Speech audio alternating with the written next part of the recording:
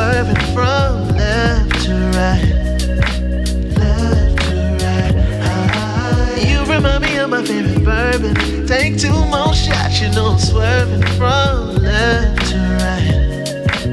All night. Would you call me old-fashioned if I kiss you in the rain in Manhattan? Oh, I can't wait until my lips are on yours. I can't help the way that I'm feeling. The way you look tonight is so appealing. Hold up, I need to pace myself. You're the bullet to my heart, I swear. I swear. Only took one shot. Only took one shot. The only thing I'll promise is I'll give you all I've got. Oh, you remind me of my favorite bourbon. Take a sip of you, baby, I'm swerving from left to right. Left to right. You remind me of my favorite bourbon. Take 2 more shots, you know I'm swerving from left to right. Yeah, look, alright. Now pretty bourbon brown eyes, can I grab you off the shelf? You sweet but you strong, I gotta have you to myself. I'm trying to let you know that you're the only drink I'm trying to pour. Girl, it's Dunton, aka the slurring bourbon connoisseur. And look, I had a couple, so you know I'm telling the truth. I don't settle for Kettle One, I don't settle for Goose. First we had a couple rounds just to see how it go. Now it's time to tap that barrel, girl, let's see how it flow. You got that caramel dripping, now I'm sipping. They can't take you straight, but baby, I'm built different. It feels different. Listen, you keep getting Dunton loose. You far from the jungle juice, but you keep it 100 proof. I don't need no Coca-Cola or no Sprite for you. And yeah, you good on the rocks, might put that ice on you. You got that Jameson, that Johnny, or that Jack, and you can miss me. I need bourbon in my life, cause baby, you my favorite whiskey. Come on. I don't want you holding back. Tell me everything, and I do mean everything. Everything. It's time for last call. You know that this liquor been flowing faster than free fall. If we keep going, I might not be able to recall. Bullet to my heart, I swear. Only took one shot. Only took one shot. Only thing I'll promise is I'll give you all I've got. Oh, you remind me of my favorite bourbon.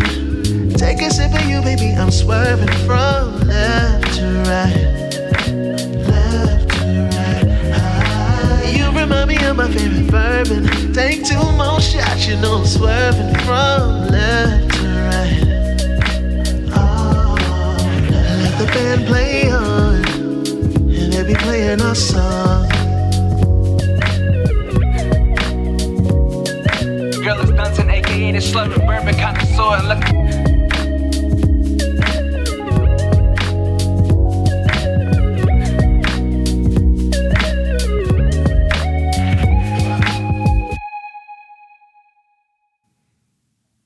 Hey y'all, what's macking? How you crack-a-lacking? How you crack-a-lacking? What's macking?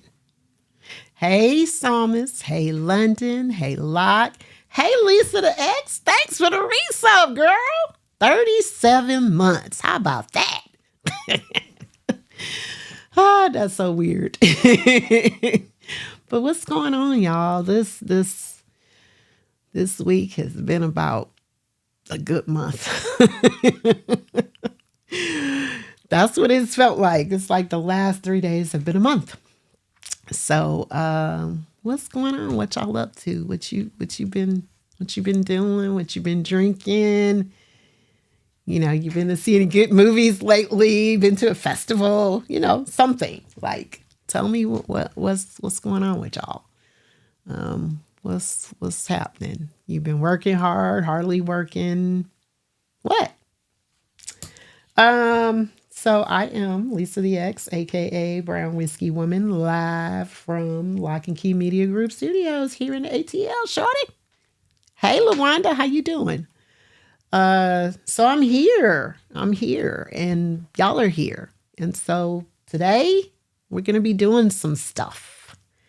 So before we get into what we're going to be doing this week, let's talk about what I talked about last week. So last week, I talked about Buzzard's Roost, which is a sourced whiskey that comes out of Kentucky. And I tried it when I went to the conference, the SIP conference, the Women's Bourbon Conference. And so we talked about that, and we talked about ways to experiment in your life. And we had a lovely list of things that you could try, new foods, doing something new with a friend, just all types of things that you could try.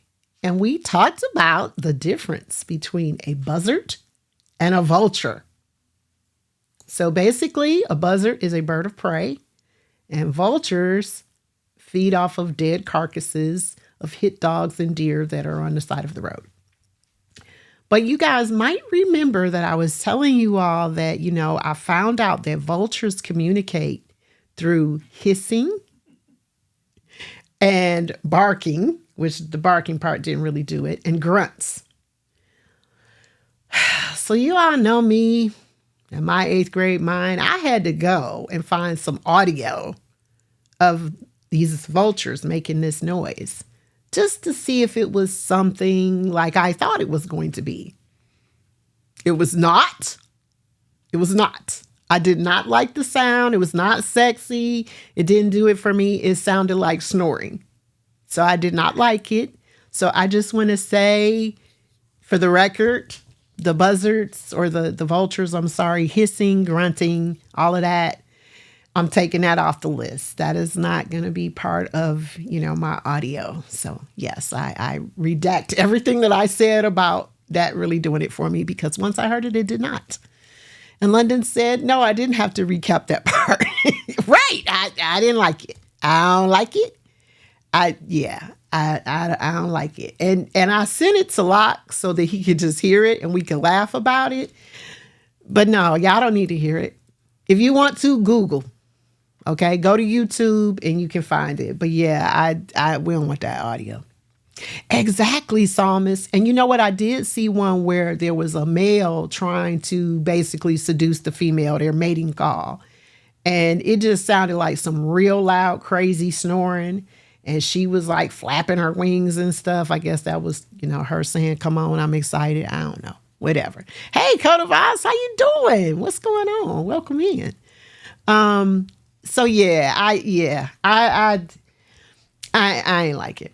I ain't like it. It didn't do it for me. So yeah, the vulture call, I'm gonna leave that to the vultures. I was gonna leave it to the vultures anyway. I wasn't gonna be involved in that, but it just sounded much different than I thought it was going to sound. So we got that out of the way. That's a hard no. All right. So what am I going to be talking about this week? This week, I'm going to be doing kind of a mix of things. I found some really cool commercials that I wanted to share with you all. So we got some video we're going to be looking at. I am going to be making one very unique drink today. And I'm going to talk to you all about that when I get to it. And then we're going to be doing some trivia. Now, I had one thing in mind for how I was going to do the trivia, and then I kind of changed my mind and said I wanted to do it a little bit differently. So some of the questions will be interactive, and then some of the questions I will be reading. Of course, we can discuss as I read the facts, but some of them you will answer in the form of a poll. So I think London is going to be swinging on the pole a little bit later. So wait a minute. How many minutes in was I before I got the lights turned? Is that the quickest that I've ever got the lights turned off on me? No, it's not the quickest. Okay. All right. Quickest is 2 minutes in. Okay. Damn, what did I say? I'm sure that was on the anniversary show. I got to go back and find that because I would like to know how quick was I, right? Yeah, London, hey, the pole can handle it. You got it.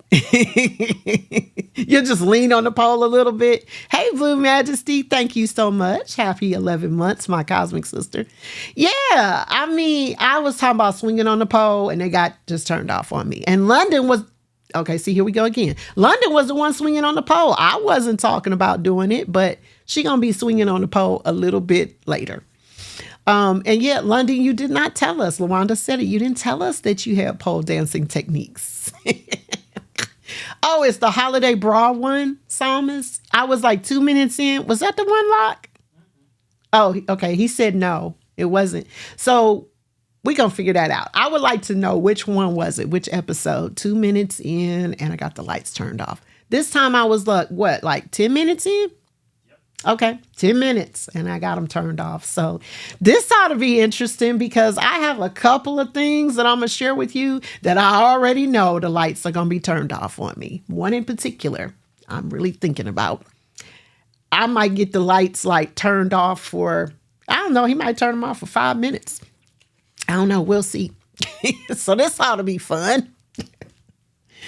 So we're gonna get into it, but yeah, we got these videos. I'm gonna make the drink. I'm actually gonna make the drink early on and drink my little odds and ends, and then we're gonna get into the trivia.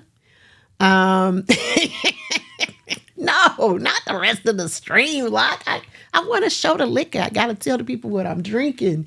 It's just when I get into making the drink part, don't turn them off while I'm making the drink. But perhaps some of the things that will be in the peripheral of that, you might turn the lights off on me. So, yeah. So y'all get your fingers ready because you will be answering some questions on the poll. Like I said, some of the questions are going to be interactive, so that should be fun. So, yeah. Okay, I'm admit I did not take my Act Right pills today. I need to have my prescription refilled. Probably need to reach out to my pharmacist and my doctor for some, refill on my Act Right. But no, I did not take those. I haven't taken those in a good little while. Probably need to get back on them. We'll see. Hey, however you want to put it, Psalmist, pole or pole. They all sound the same, right? Yep. Okay. So yeah, they might need to up the dosage. I mean, this week, can they give me some Act Right, and can they give everybody around me some Act Right, including my home? My house needs some Act Right because my house is having problems right now. Anyway, so my odds and ends, and this was stuff that was sitting on my shelf that I said, you know what? I got like a corner in here. I need to finish this off. So first item up for grabs, Revelstoke, right? This is a pineapple whiskey. These are all things that I talked about on the shows. And actually, I like all of these things, my odds and ends. Now, this cocktail I'm going to make, I don't know. Verdict is out on that. But this is Revelstoke roasted pineapple whiskey, 70 proof. This was really good. This was really, really good. And Revelstoke, they make several iterations. They have one called Son of a Peach. And I've used it to make peach jello shots. I've also used the peach crown to make them. But it's really, really good. Also, during the reunion, I used the Son of a Peach to make like this peach kind of tea cocktail. And that was during the reunion. So, yeah, that was really good. But this pineapple is delicious. Absolutely delicious. Hey, Lakita, how you doing? So I'm going to pour it up. And I got my little Snoopy glass today. Look at that. Isn't that cute? So a friend of mine gave me that. Somebody who loves me a lot and knows that I like Snoopy. So I'm going to pour up my little corner of this. And, sometimes the corners, they catch up with you. I'm going to just say that. But, hey, no gurgle on that because it ain't enough to gurgle. It smells wonderful. It smells, just like pineapple. And I believe when I did this before, I made a cocktail with it. But just straight on its own, it's a good sipper. And it says roasted pineapple. So I guess they put the pineapple on the grill or something. They roasted them somehow. You will notice on the bottle, it does say whiskey. And it says whiskey with no E, right? And we talked about most of the countries that do not have a E in them. It's whiskey with no E. But if there's a country where it's whiskey and the country is spelled with the E, like the United States of America, generally there's going to be an E on the label. No difference, but it is a shout out to the Scottish spelling of whiskey. So a lot of companies will do it just to be different. It's something unique. And I don't remember where this is made, but I'm going to look and see. Okay, it comes out of Princeton, Minnesota. Okay, so probably the founder has some type of tie to the Scots, and that's the reason why they used it. It says, to the miners of life, purveyors of good times, celebrators of joke and laugh, it's time to think beyond serious, beyond straight faces and snarled lips. There's revelry to be had now here in this moment, wherever this moment may be. Let's stoke. Revel stoke. I like that. I like that little saying. So cheers, y'all. Finishing off that corner with some Revel stoke pineapple. And this is some good stuff. I can tell you that.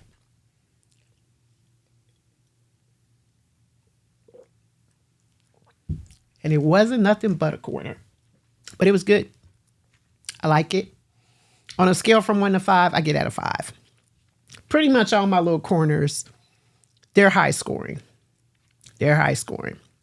So my next corner is Crown Royal Peach. This one might be a little bit more than a corner now that I think about it. Because a corner to me is just that little bit down at the bottom.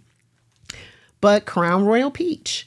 I use this for some Jell-O shots. And that's the reason why it's just this little bit here in the bottle. But Crown Royal Peach basically was created for a visit from the King and Queen of England when they came to visit Canada for the very first time. That's the reason why you have the kind of majestic looking bottle, the royalty cap that looks like a crown on it. Of course, Crown is probably the most popular Canadian whiskey of all time. I think it is the best seller. Canadian whiskey does have different rules than American bourbon. Canadian, they can add coloring and they can add flavoring and still call it whiskey. Now, for bourbon in America, if you add anything, it is no longer bourbon. It becomes whiskey or some derivative. It's all whiskey. That's the big umbrella. But they can't put bourbon on that bottle anymore. They can only add water to it to proof it down. That's the only thing. But Canada, their rules are a little bit different. So, of course, they have peach, they have black, they have vanilla, they have the ever elusive blackberry. I have only been able to get one bottle of that, never could find another one. Tastes like cough syrup on its own, but in a drink, it was delicious. I do think the Crown Royal Peach is one of the better ones. They also have an apple that's very good. I know this Crown Royal Peach is one of London's favorites. I know that. And I'm going to see what this shot is looking like. I'm going to use my shot cup for that because I'm not trying to, fall out the chair or nothing like that. And I still got to make a drink and I got to read these trivia questions. So let me see. Yeah, that might be like 2 or 3 corners. Because see, that's like a tasting. So I might revisit it before the stream is over. But yeah, when I have my corners like that, I try to go ahead and take care of them. Yeah, Lock and I were talking before the stream, and I think we both had a day. And y'all, I'm gonna tell you, I have a lot of liquor at my house, a lot of liquor. And this week has been a week. This week has been weakened. And I looked at it several times and I was like, whoo. But I had so many things to do. I had so many things that I really had to have like a totally clear head on. Clients being one of them that I was like, I will just wait until Thursday. So Linda said, Lock wants a shot for it. Y'all know he don't drink. He a teetotaler. He have a shot of water. He might feel like he wanted, but yeah. So cheers, Crown Royal Peach. Here we go. Let's do it. Man, that's good. That's good. He might want a shot of that. I don't know. Crown Royal Peach is good. Very smooth, 70 proof. The peach flavor is excellent. They do a good job of reproducing it because to me, it really tastes like peaches. And I do remember a time that I did some research on Crown Royal Peach, found out that the peaches that they use actually come from Georgia. So that is pretty phenomenal. So yeah. And y'all, okay, I'm just getting a real funny message right now.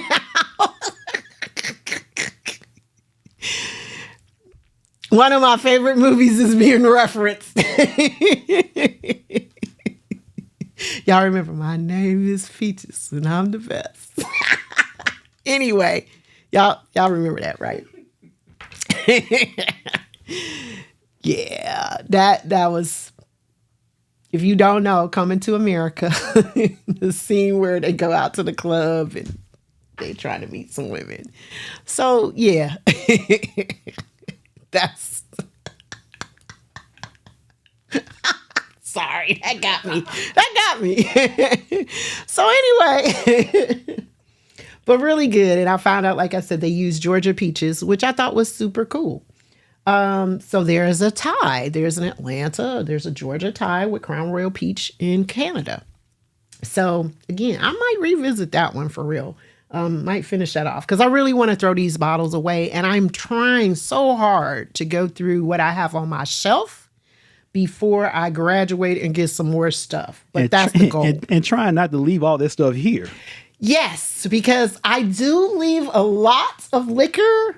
You know, one day we should I should either take some pictures or maybe we actually film like what's up there. What do you think about that? It's a lot. It's a lot of liquor. It's a lot up there. It's a lot. Hey, Moni G, how you doing? And again, thank you for filling my liquor cabinet. I appreciate it. It is my pleasure. But I got more bourbon in my liquor cabinet than anything Yes, else. you do. But we do have some clears up there.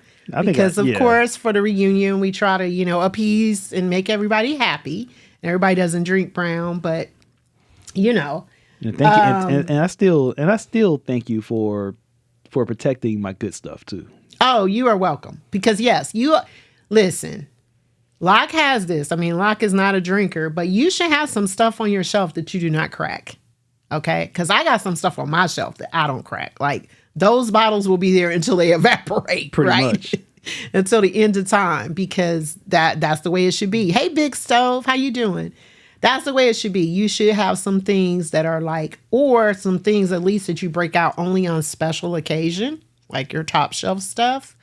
But then, like, if you've been gifted something or something really rare, you do not want to open those bottles. Do not break the seal on those. Because and Lisa and I talked about this. One of mine is probably Likita. Good one, Likita. Yes, because I got a bottle of Blanton's that was bottled in 2016. Yes, and that was before they got rare. Yes, hold on to that. Hey, Keith, how you doing? I think that bottle probably originally cost about $60. Yep. I think now it's probably about good $300-$400. Yeah. And I mean, bottles, like if they don't have the seal broken and they are like nice, you hold on to them, they are worth some money. Hold on to those. They will be worth some money. Because at some point, you get a high bidder, you might want to let it go because it'll be worth the money to you. You can buy some more stuff. And I told Lisa this. The person that gifted me that bottle of Blanton's asked for it back. That's right. We did talk about that. We did talk about just last week. We talked about that. Yes. Yeah. Ask for that shit back. Yeah. To re-gift it to somebody else, which is even crazier. I know. No, London, you can go ahead and crack your Stella and your your lemonade stand. You can crack those open, no problem. Because what that lemonade stand is like $2 for $11 in Kroger, and your Stella Black's about maybe $8 in the liquor store. About 11 at Kroger or Publix. Yeah, you don't have to worry about that. It's your rare stuff, your really good stuff. Like I think Likka has like a white Hennessy, right? Don't you have a white Hennessy that someone gave you or something Actually, like that? yeah, that one came straight from Jamaica. So, Okay, yeah. that came from Jamaica. So like, again, sentimental value. It has sentimental value but now or rarity. And now you can buy white Hennessy from the liquor stores here in the Right. U.S., but it's a different label.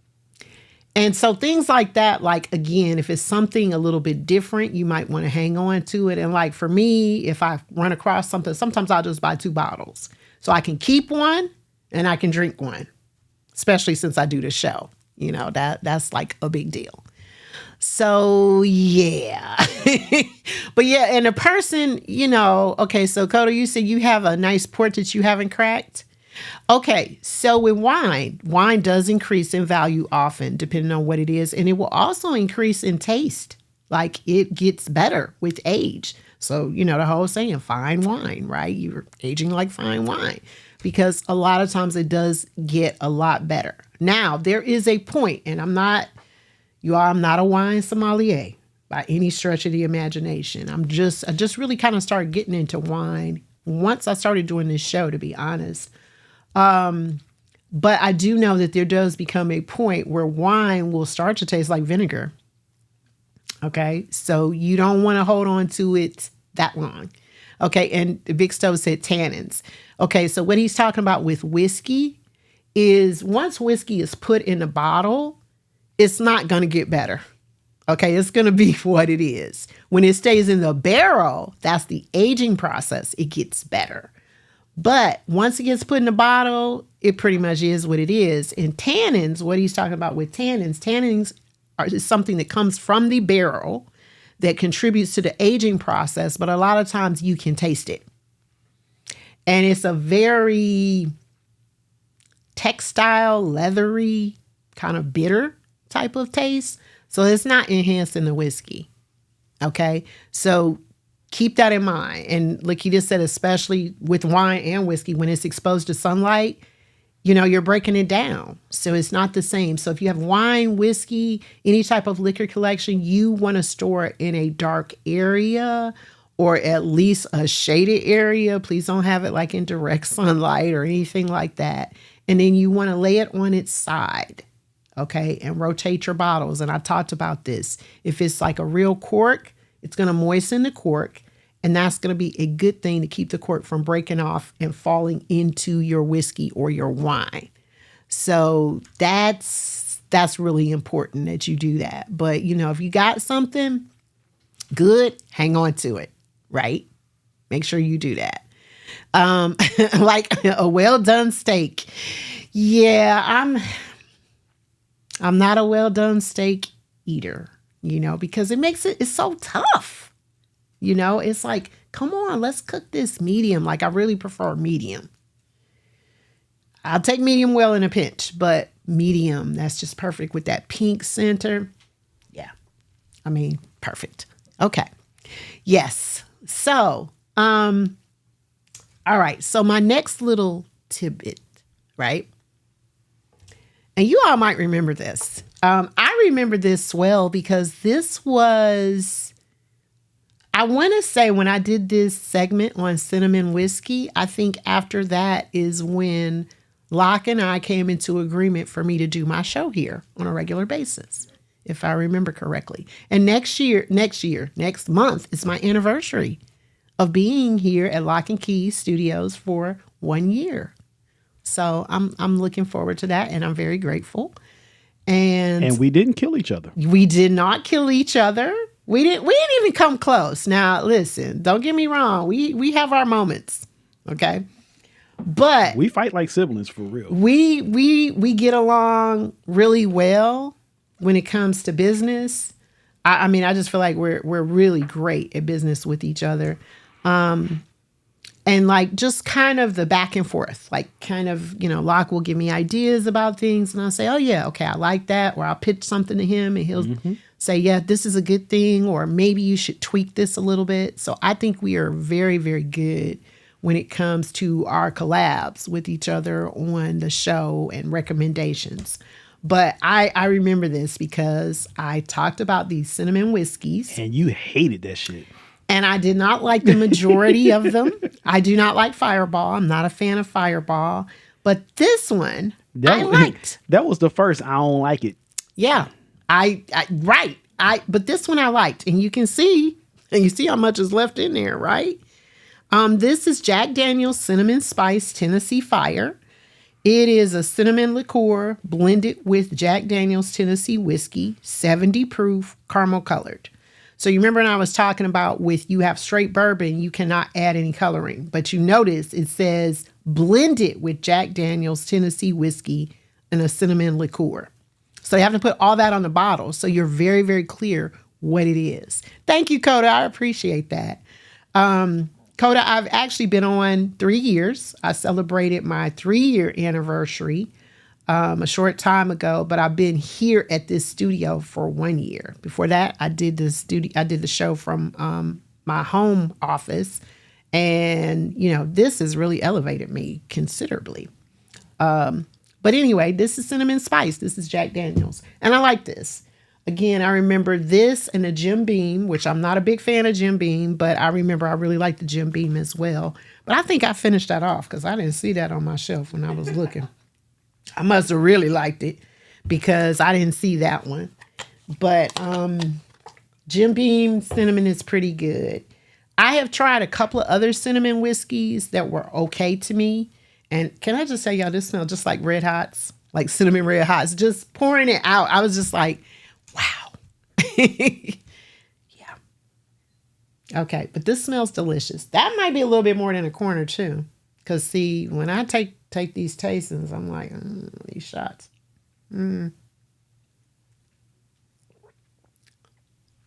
Yeah, I like this one. This was one of the cinnamon ones I liked. It tastes just like a Red Hot. It tastes just like the cinnamon candy Red Hots. I like this. I think I like the Jim Beam cinnamon slightly better, but I remember these two were right there together. So, yes. Keith, he said siblings get respect because they know how old you were and still being in the bed. Siblings do know that kind of information. I don't think Likka and I have ever shared that before. How we were when we stopped peeing in bed. I honestly, I don't remember being a bedwetter. I probably was, but I don't remember it. Some stuff we try to strike from the memory. Yeah. It's like it just gets redacted. Totally redacted. Yeah. I don't know. If I did, I don't remember. You don't want to remember. That's probably I don't remember. I mean, like, I know I wasn't like a chronic bedwetter. I can tell you that much. Where people just kind of had issues. I know I wasn't that.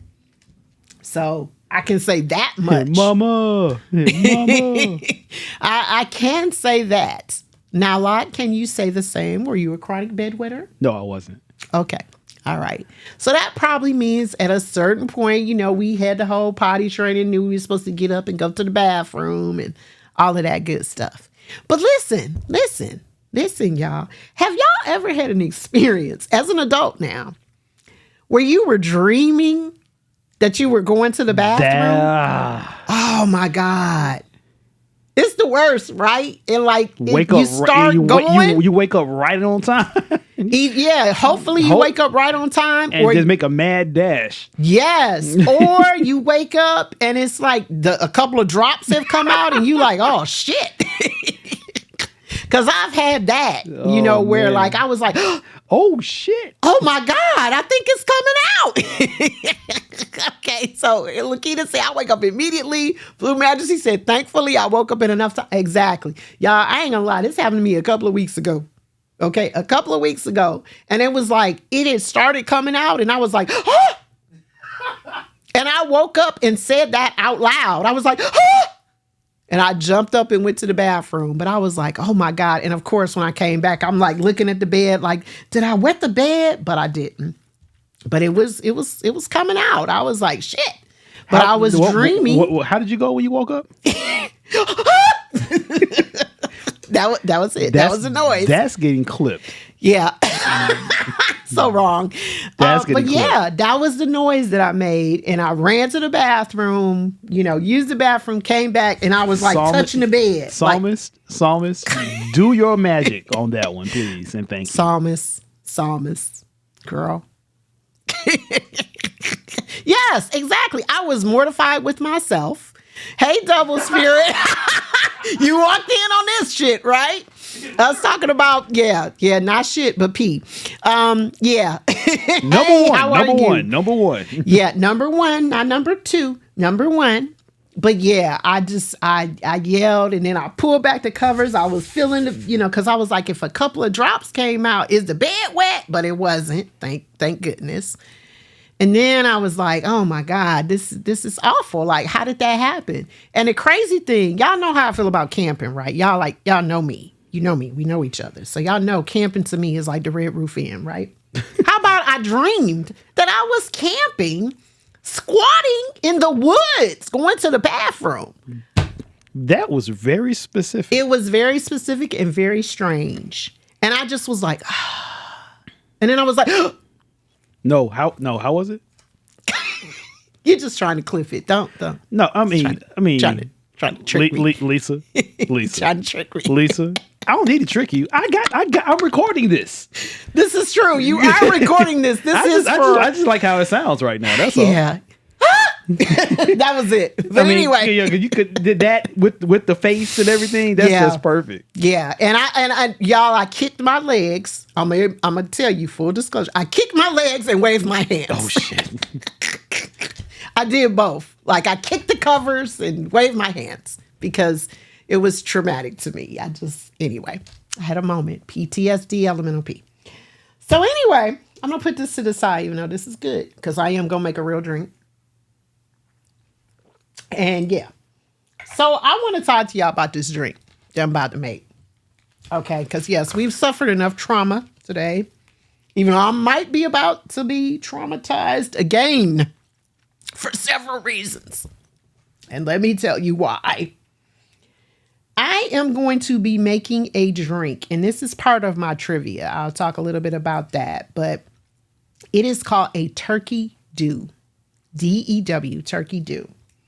I am going to be making it with Wild Turkey 101 and Mountain Dew. So let's talk about Mountain Dew a little bit. And I'm going to tell y'all why this is particularly scary to me. I know it sounds crazy, first of all, but let me tell you about it. So Mountain Dew has a very odd, sordid history. And y'all know how I go down rabbit holes when I'm doing research. And I really went down one on Mountain Dew. So if you all drink Mountain Dew, or if you're interested in Mountain Dew, because it could have been a whole show. I'm not going to lie. It was so much information out there. Go to mashed.com, the untold truth of Mountain Dew. So much information out there. So much information about Mountain Dew. So first of all, it contains 54 megs of caffeine. It is one of the highest caffeinated soft drinks ever. Okay. Yes, a turkey dew. A turkey dew. Not a Baltimore. Yeah, maybe it is, but no, it's not. So it originally, though, had no caffeine in it at all, and it was a lemon lime soda like Sprite or 7-Up. They added yellow number 5, and it also contains orange juice, which I did not know this. And there is a lot of controversy about Mountain Dew, and it has a lot of strange ingredients. That's the reason why I tell you Google this, because again, this could be a whole show. Psalmist, you said you could drink it and go right to bed. Oh my gosh. Wow. You a hell of a woman. Okay.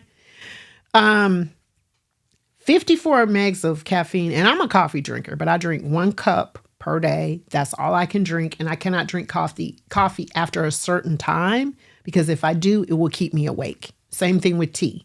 Like if I drink iced tea after a certain time of day, I'm going to be up all night long. And y'all trust when I tell you, I don't need nothing to interfere with my sleep because I already got sleep issues.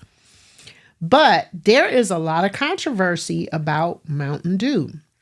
The gentleman who invented it They invented it as a chaser or a mixer for moonshine. And Mountain Dew is a nickname for moonshine. I didn't know that. And you all know I've talked about moonshine on the show, but I did not know that until the day before yesterday when I started doing research. And of course, I did not know it was originally supposed to be a lemon lime soda, but then they added things. So one of the things that they added was yellow number 5, which is a dye. And, you know, a lot of the dyes have a lot of controversy around them. So let me tell you one of the main rumors about Mountain Dew. It says it will shrink your dick and your balls. See, I told you. I mean, I knew when I said that I was going to get the lights turned off. So that's one of the rumors, right? And if you go to Snopes.com, which Snopes is the individuals that uncover like all the urban legends. But let me just tell y'all, okay, so I'm making this drink and I'm about to drink some Mountain Dew. Big stove. But that's what they say. It'll shrink your dick and your balls. Now, luckily, I'm about to make this drink. I ain't got a dick. Okay. Hey, K. Marie. And my balls are figurative. They are not. They're not real, but figuratively, yeah, I got some. London, where are we going? Where are we going? K. Marie said, oops, came out alert by mistake. London, where are we rating to? Yeah, I got some. I'm gonna tell y'all. We can go to Guzzle. We can go to Champ. We can even go to Q the Mixologist. Wow. Okay. Anyway, he went there on me. Yeah. So that's one of the things that they say, but there are so many other rumors out there, but that's one of the main things. So if you're a man, you don't need to be drinking a Mountain Dew according to you know, the interwebs. They claim that yellow number 5 will do it. So I'm going to make a drink and I'm going to be drinking some Mountain Dew. But like I said, I'm not worried about my dick or my balls. So I'm good. Seeing I don't have either, actually, I'm all right. But if you want to know more about this whole Mountain Dew thing, there's a ton of information out there, okay, about it. All you have to do is type in Mountain Dew, right? Or the untold story or secrets about Mountain Dew. But go to mashed.com, the untold secrets, untold truth of Mountain Dew for some information. Like, I was scrolling through that article and I was like, damn, I could do a whole show on this. So when I make this drink, I got to give you guys some kind of background on me from a personal perspective. I do not drink carbonated drinks. When I was pregnant with my son, my oldest son is 24 years old. When I was pregnant, I stopped drinking carbonated drinks because I just didn't think that was healthy and it didn't sit right with my spirit. So I stopped. After my son was born, hey Cruz, how you doing? After my son was born, I never went back. I never started drinking carbonated drinks. And honestly, I did not miss it. The only thing that I missed is I was a fan of a drink called Sprite. Not Sprite, I'm sorry, Squirt. And I did like Squirt, so sometimes I would miss that a little bit. That was way too easy. Stop. Okay, just hey, stop. Hey, just you started that one. It was called Squirt. I'm gonna just say that. Now y'all see Squirt in the stores. Okay, that's what I used to like to drink. Squirt, Skeet. Yeah, that's the name of it. That, you know, I didn't make that up. Like, oh, Lord have mercy.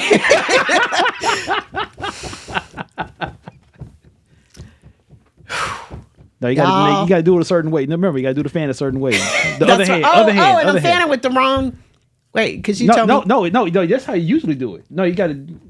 It's all in the wrist. Remember? I know it's in the wrist, but wasn't it my left hand? We determined. No. You always do it in your left hand. So you had it in the right hand. You have it in the correct hand with your right hand. Okay. Anyway, I can fan faster this way. But anyway, yes, Squirt and Shrink. Wanda and Skeet. Ooh, what about if there was a soda called Skeet? See, that's probably see. Yeah, hey, Stormy. Okay, so that's the first thing that I don't drink soda, pop, whatever. You know, I'm from Detroit. We call it pop. Here in Atlanta, we call it soda. No. In Atlanta, in the Midwest we call it pop. Right. That's what I'm saying. No. Down here in Atlanta, everything is cold. No, I hear soda. People say soda. No, there's people that's not from here that say soda. I don't know. Yeah. Listen, Lawanda. Listen. What do we call any carbonated beverage? I hear soda. Okay, LaWanda gonna jump in here. But anyway, so this is gonna be really a real experiment for me. Okay, and I'm gonna make it. We're gonna watch some videos, and I'm gonna make this drink and taste this, and hope that I just am not running around in a circle like a toddler afterwards. And yeah, okay, so LaWanda said Coke. Now, I'm going to tell you all, I came to Atlanta in 1983 to attend college. I attended Clark College, graduated from Clark College as well. I remember going into a store and asking the guy, like I said, where's the freezer or the cooler where the pop is? And he just looked at me and tilted his head like a dog. And he was like, what are you looking for again? And I said, do you sell Faygo? Which Faygo was only in Michigan and Detroit at that time. Now we have Faygo here. And he was like, I don't know what that is. And I said, okay, like a Coke or a Pepsi or a 7-Up. He said, oh, you want a soda? A cold drink. That's only in New Orleans. No, other people say that. My mom says that, and she's from West Virginia. That's right. Yeah. Because most people I know from New Orleans called any carbonated beverage a cold drink. A cold drink. Yeah. London, they have Faygo here. I know a place we can get some. But okay, so country folk call everything a Coke, ATL. Okay, on average is soda. Yeah. Well, that's what I encountered when I got here. So I had to kind of switch it up. I couldn't say pop anymore. I had to say soda so people would know what I was talking about. So shit, I still say okay, pop. London, you saying where is my mother from? No, she's saying where the Faygo. We can get the Faygo. Oh, where the Faygo? Okay, I got you. Ingles sells Faygo. So I got you. You know there are no Ingles inside 285.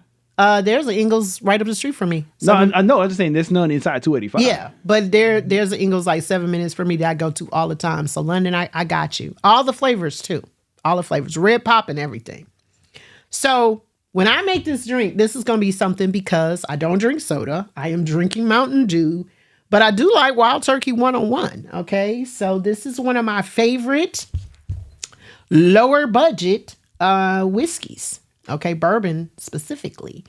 So I am kind of excited to taste this, but I'm also very frightened.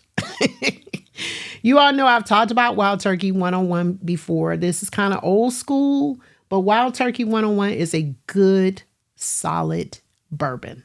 Okay, it's about $20 for a large bottle. This is what they call a shot or a miniature, and I believe this cost me like maybe $3 or $4 at the liquor store. Had it on my shelf amongst my miniatures for a little bit. And I'm going to read it. It says, for more than 60 years, legendary master distiller Jimmy Russell has been crafting Wild Turkey 101 one way, the right way. With a high rye content, this iconic bourbon is perfectly aged for up to 6 to 8 years in American oak barrels with the deepest char for more character. And it comes out of Lawrenceburg, Kentucky. Of course, the 101 means the proof is 101. So they've been making Wild Turkey for 60 years. I really feel like Wild Turkey is one of those that gets overlooked because people feel like it's cheap and they think it's not good. But it really is.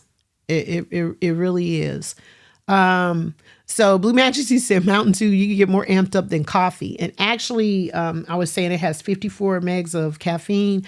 An average cup of coffee is about 95 megs of caffeine. So that's interesting that gets you more amped up because there's more caffeine in a regular cup of caffeinated coffee.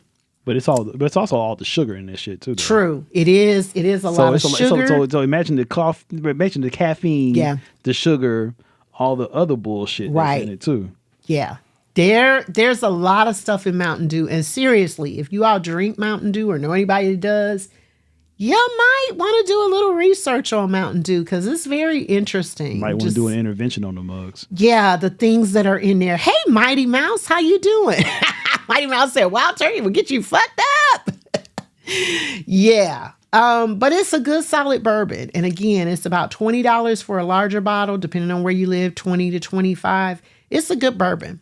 It's a really good bourbon. I had a larger bottle that I finished because it's one that I will drink. I will go to it. So I'm going to be making a drink in a very short time with that. So let's get into our videos. So I have the first one is the first ever Mountain Dew commercial, which came out in 1966. Again, it was originally created to be a mixer for moonshine. That was its purpose. So when you see this commercial, it's going to make sense to you. Of course, they've totally updated and revamped their image, but that is what it was originally created for. So let's take a look at the video and see what it's looking like.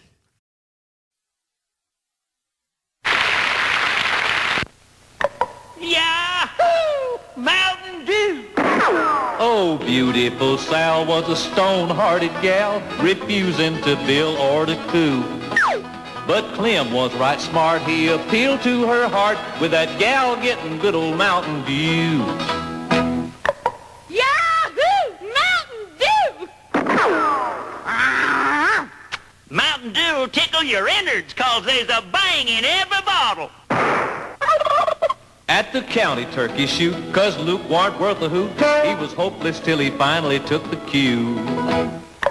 Yahoo! Mountain Dew! Now he shoots off the cup, gets more'n enough after nipping at that good old Mountain Dew. Sure as shooting, there's a bang in every bottle of our delicious soft drink, Mountain Dew. It'll tickle your innards. Okay, did he say it'll tickle your nut? Your innards. No. But I might have to look at that again. Let's rewatch it. We're gonna rewatch that. Okay, hold on. Let me read some of the comments. You said you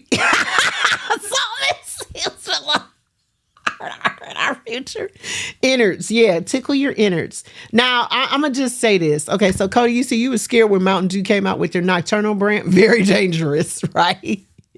Okay, saying that they don't have no balls chasing that lady because they drank Mountain Dew. So Cruz, you said what year was this? It was 1960. No, not 60. It was 1966. Sorry, 1966. And London said she wouldn't want to drink it after seeing them with no teeth. But yeah, because the whole thing was, it was about a mix for moonshine. So their whole campaign was about appealing to individuals that make moonshine in the hills. So it's like, okay, we're going to do this whole thing and it's going to be about reaching out to, the people of Appalachia. I'm trying to be politically correct here with my words, but the individuals that would be making moonshine in the hills. So, and of course, we know now none of that is politically correct, right? Because it's so stereotypical. And of course, Mountain Dew has veered far away from that. But originally, that was the creation of it. So I thought he said something. Okay, can we play it again? Because I want y'all to listen, because I thought he said something about balls. But maybe it's just me. Shit, we just need subtitles. That's all that is. Okay, let's watch that one more time. I'm going to try to listen here.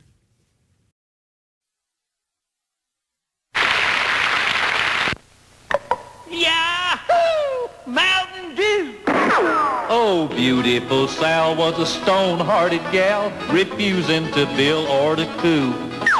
But Clem was right smart, he appealed to her heart with that gal getting good old Mountain Dew. Yahoo! Mountain Dew! Mountain Dew will tickle your innards, 'cause there's a bang in every bottle. At the county turkey shoot, 'cause Luke warn't worth a hoot, he was hopeless till he finally took the cue.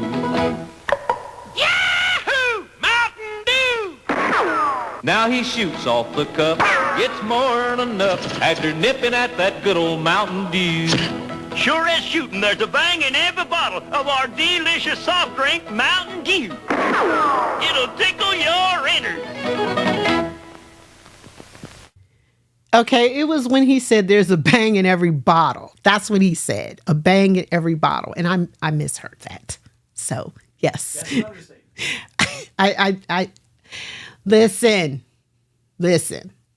Okay, I told you I had virtual or balls. That's what I told you. So anyway, so London says, look at how he wiggled his little finger. He knew his feet was demolished.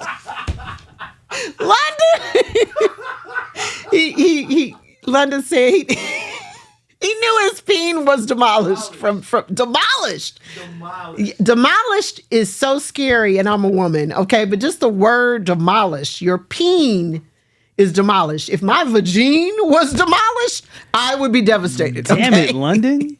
I mean, a peen or a vagine that's demolished, that's anything genitalia related is being demolished. Demolished is like final. yes. I mean, that's it. It ain't no coming back. It ain't no that's recovery. on some final destination type It's shit. gone. Okay. Not duh. GONEDDD. Gone. Right. I mean, okay, it is. It's a wild conversation. Stormy, you know how we do. This might need to be some brown frisky woman type talk right here. It might be. We might have to. Yeah. I Damn got it. that coming up soon next month, October, for my special stream with Bees for a Cure. That's coming up. So anyway, Damn it. we don't. Girl said, "Oh, girl was ready. She had no drawers on." Eat, man. Wow. See, Man. this is the 8th grade in us, y'all. That's why I love y'all, though. You Can I ain't- just say that I love y'all so much? You ain't got to get ready if you stay ready. That's right. all Just- that was. That's it. That's right. She had no drawers on. She had a little dress on. She was like, "Look, Let's go. I can just lift up my leg. Come Let's on, go. bring it." Hopefully your peen is not demolished. So, yeah. But yeah. She pretty much was definitely on the corner of no, you fuck around and find out for real. She was, and he was trying to find out. And can I just say, like, he was like so short, right? I'm just like, hey. no, listen, Hey. listen. He was just the right height, if you ask me. Okay, y'all, he was just the right height. I am not talking about him at all, because I'm like, his face could, right there. That's that. You call an old boy a tripod? Is that what you're doing? Cruz says she cocked that leg all the way up. Stormy said edible arrangements. I love y'all. God Coda, almighty. your first time, did you even know? Did you even think that you was gonna get all of this? This is yeah. So I got like 3 other commercials, and we're gonna kind of play those in succession so that, you know, we can get some ice and I can come back, make this drink, and then we're gonna go into our trivia. But the next one is a commercial with, I'm gonna kind of give you all of them so you kind of know, but Sammy Davis Jr. And it's from 1970, and I just love the commercial. I stumbled across it. Lord, I don't know what a posse is. I stumbled across it when I was doing research, went down the rabbit hole on these commercials, but it's Sammy Davis Jr., and he is advertising Suntory. It is the same Suntory that we know about today, the Japanese whiskey. 1970. The next video after that is called Robbery. Thank you, Coda. I appreciate that. It's called Robbery. It's just really funny. I just thought it was a hilarious commercial. I had never seen it before. And then the last one is Crazy Bruce. Crazy Bruce is advertising his liquor store, and Crazy Bruce is just interesting. Thank you for the gift sub, Natty. I appreciate that. So we are going to watch those, get some ice, come back, and I'm gonna drink some Mountain Dew because it's gonna tickle my innards. And I'll probably be spinning around on this chair, you know, afterwards. What are innards? Are innards just your inside? Hey, Ed, what's up? Happy 11 months. Are innards just your inside? Yes. Okay, because I mean, like when they said innards, that's what I thought. I didn't think anything, else beyond that and stuff. Just your insides. It'll tickle your insides. So we're gonna take a look at these commercials. When we come back, I am gonna make a turkey do. All right. So let's roll tape. Let's see what it look like.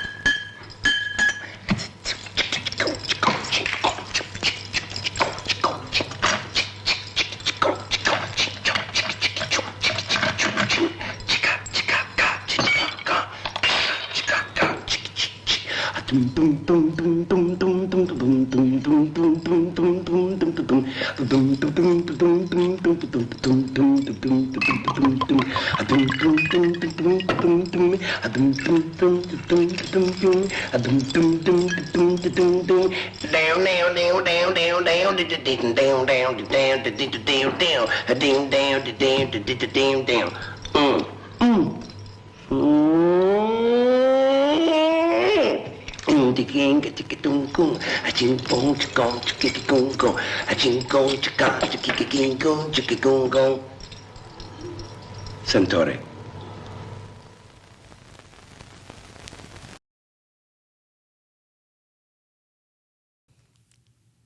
I love that. I love that commercial.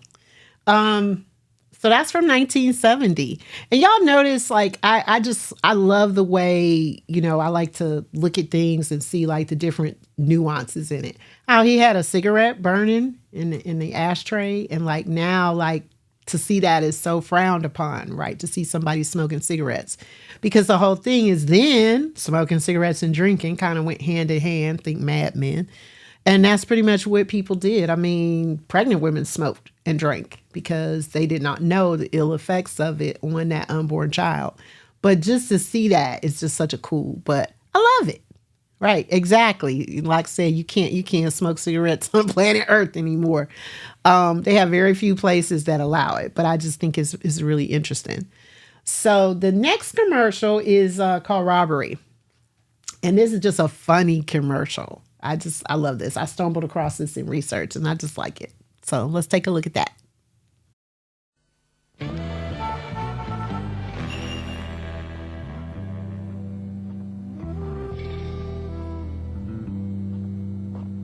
I help you? Yeah. Empty the cash register. Okay.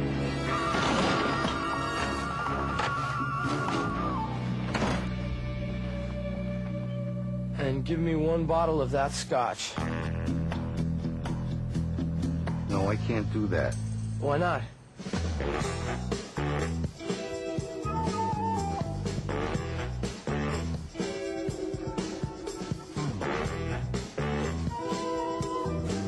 All right.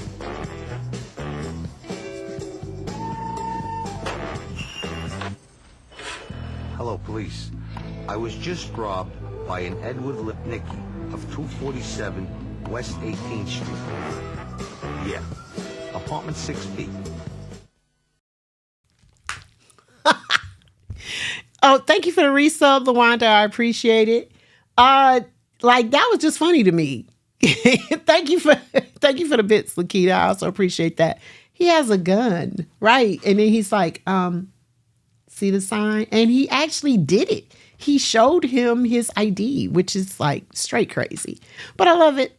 Yeah, I just thought it was a funny commercial. The next one, the last one, is called Crazy Bruce. I don't think Crazy Bruce really needs a lot of intro. Let's watch Crazy Bruce. I'm going to make this drink and then we're going to get into our trivia. Okay, let's go. Let's see.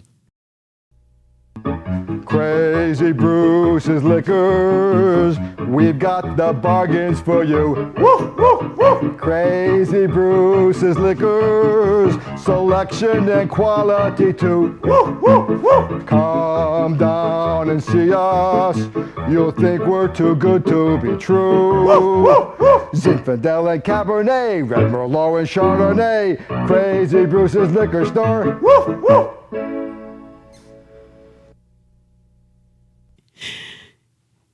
So y'all going down to Crazy Bruce's? Like, Cruz, you thought he scratched his butt. Did he? That shit had, of course, that was in Connecticut. Of course it was in Connecticut. Like, was that you doing the woo-woos? Did he scratch his butt? And I missed that. Do we need to watch that again? Hey, let's run it back. Let's run it back. Okay, let's see, Cruz. Watch intently. Crazy Bruce's Liquors, we've got the bargains for you. Woo, woo, woo. Crazy Bruce's Liquors, selection and quality too. Woo, woo, woo. Come down and see us, you'll think we're too good to be true. Woo, woo, woo. Zinfandel and Cabernet, Red Merlot and Chardonnay, Crazy Bruce's Liquor Store. Woo, woo. Okay, did he scratch his butt? Yes or no? Y'all just drop it in the chat. Did he scratch his butt? It looked like he kind of put his hand back there to me, but I didn't see him scratching. That's how it looked to me. Cruz is watching on her small little iPhone 3 and shit. So that's probably what it was. Not the iPhone 3. Okay, so I'm gonna say that's him pushing out the woo-woos. Okay, yeah. It just seemed like he was just like that was part of his little, bop dance where he was putting his hand back there. But yeah. Are y'all going down to get some liquor from Crazy Bruce? I would just go down there just to mess with Crazy Bruce. I would. I would just be having a whole ass conversation with him. Like, yeah. Hey, Crazy Bruce, what's up? What's happening? What's smacking? How you cracking lacking? That would be my conversation.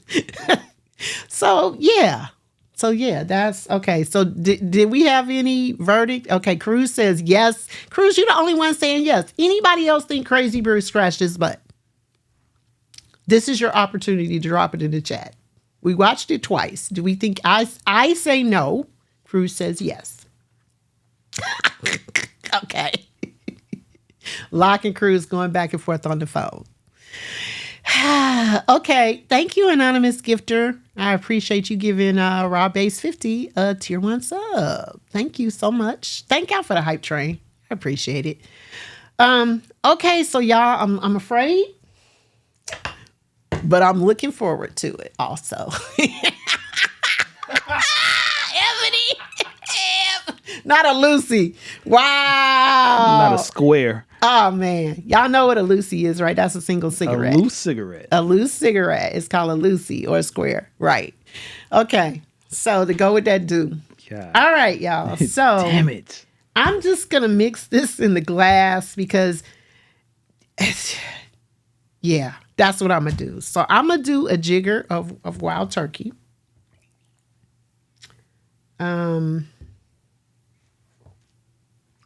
Pouring that over my single ice cube. I got my fancy single ice cubes now. I feel so sophisticated. Whitey Mouse, you said Cruz just made you watch a man's ass for no reason. And I'm going to just top it off with this Mountain Dew. I don't know how much you're supposed to add. I don't have any real measurements. I'm just going to top it off. And we're going to see what this tastes like.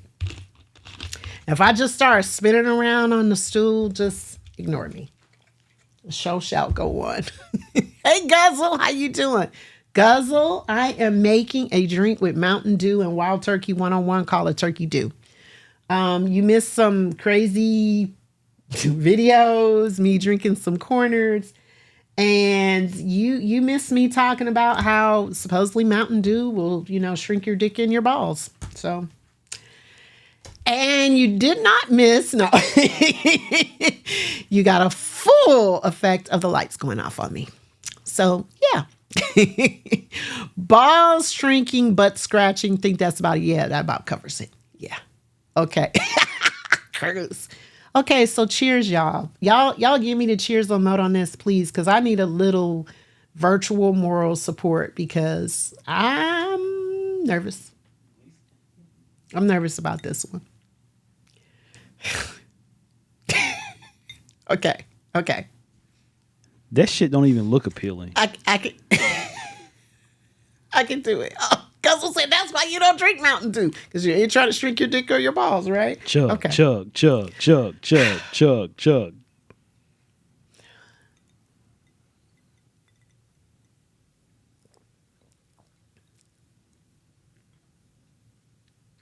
It's not half bad. It is not half bad. Okay. I taste more Wild Turkey than I do Mountain Dew. I'm gonna just say that. I haven't had Mountain Dew probably, it was never like my soft drink of choice anyway. And I told you I haven't had a soft drink, like I don't drink soft drinks unless they're in drinks, for a good strong 25 years. But I probably haven't had Mountain Dew in probably 30. I don't really taste the Mountain Dew. It is not sweet, Cruz. I taste whiskey. I put a jigger of whiskey in it. I'm really surprised that it tastes pretty damn good. It actually does. Hey, Miss KB, it tastes pretty good. It's not strongly carbonated like I was expecting, because I thought it was going to be a lot of carbonation. Because like if I just take like a tiny swig of Coke, I'm like, oh my God, this is horrible, because I'm not used to drinking carbonated drinks. I mean, I don't know. This is a fresh, so they say, Mountain Dew from the store. I bought it in a single. No, I bought a 6-pack of it because my son drinks it. And I opened it up. It had fizz and everything, so I don't think it was flat. Guzzle. No, it doesn't taste bad. I'm going to tell you, on a scale from 1 to 5, you all know that's my rating system, I give it like a 3, honestly, because it's not terrible. It doesn't taste terrible. I mainly taste Wild Turkey, to be perfectly honest. I was expecting this to taste like shit. I'm not going to lie. It just, I didn't think it was going to be good at all. But this is not bad. I give it a 3. I mean, like, I would finish it if I went to a bar and bought it. See, Lisa, you've been hanging around Crazy Eddie a little too much. Crazy Bruce, I mean. It is not bad. I'm thinking New York stuff with Crazy Eddie. But you know what? I think it's because I don't really taste the Mountain Dew. I can tell it's mixed with something, but I just don't taste the Mountain Dew. Now, okay, I'm gonna taste the Mountain Dew on its own. Okay, so see, it fizz, so it has some carbonation in it. Cruz, yes. Crazy Eddie's prices were insane. Okay, I'm gonna see. Hey, Kimmy50, how you doing? I haven't seen you in a long time. How you doing? This is a first. Somebody taking a shot of Mountain Dew.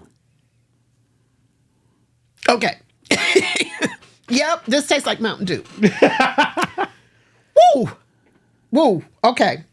So on its own, I definitely can taste this carbonation in this Mountain Dew, and it's not good.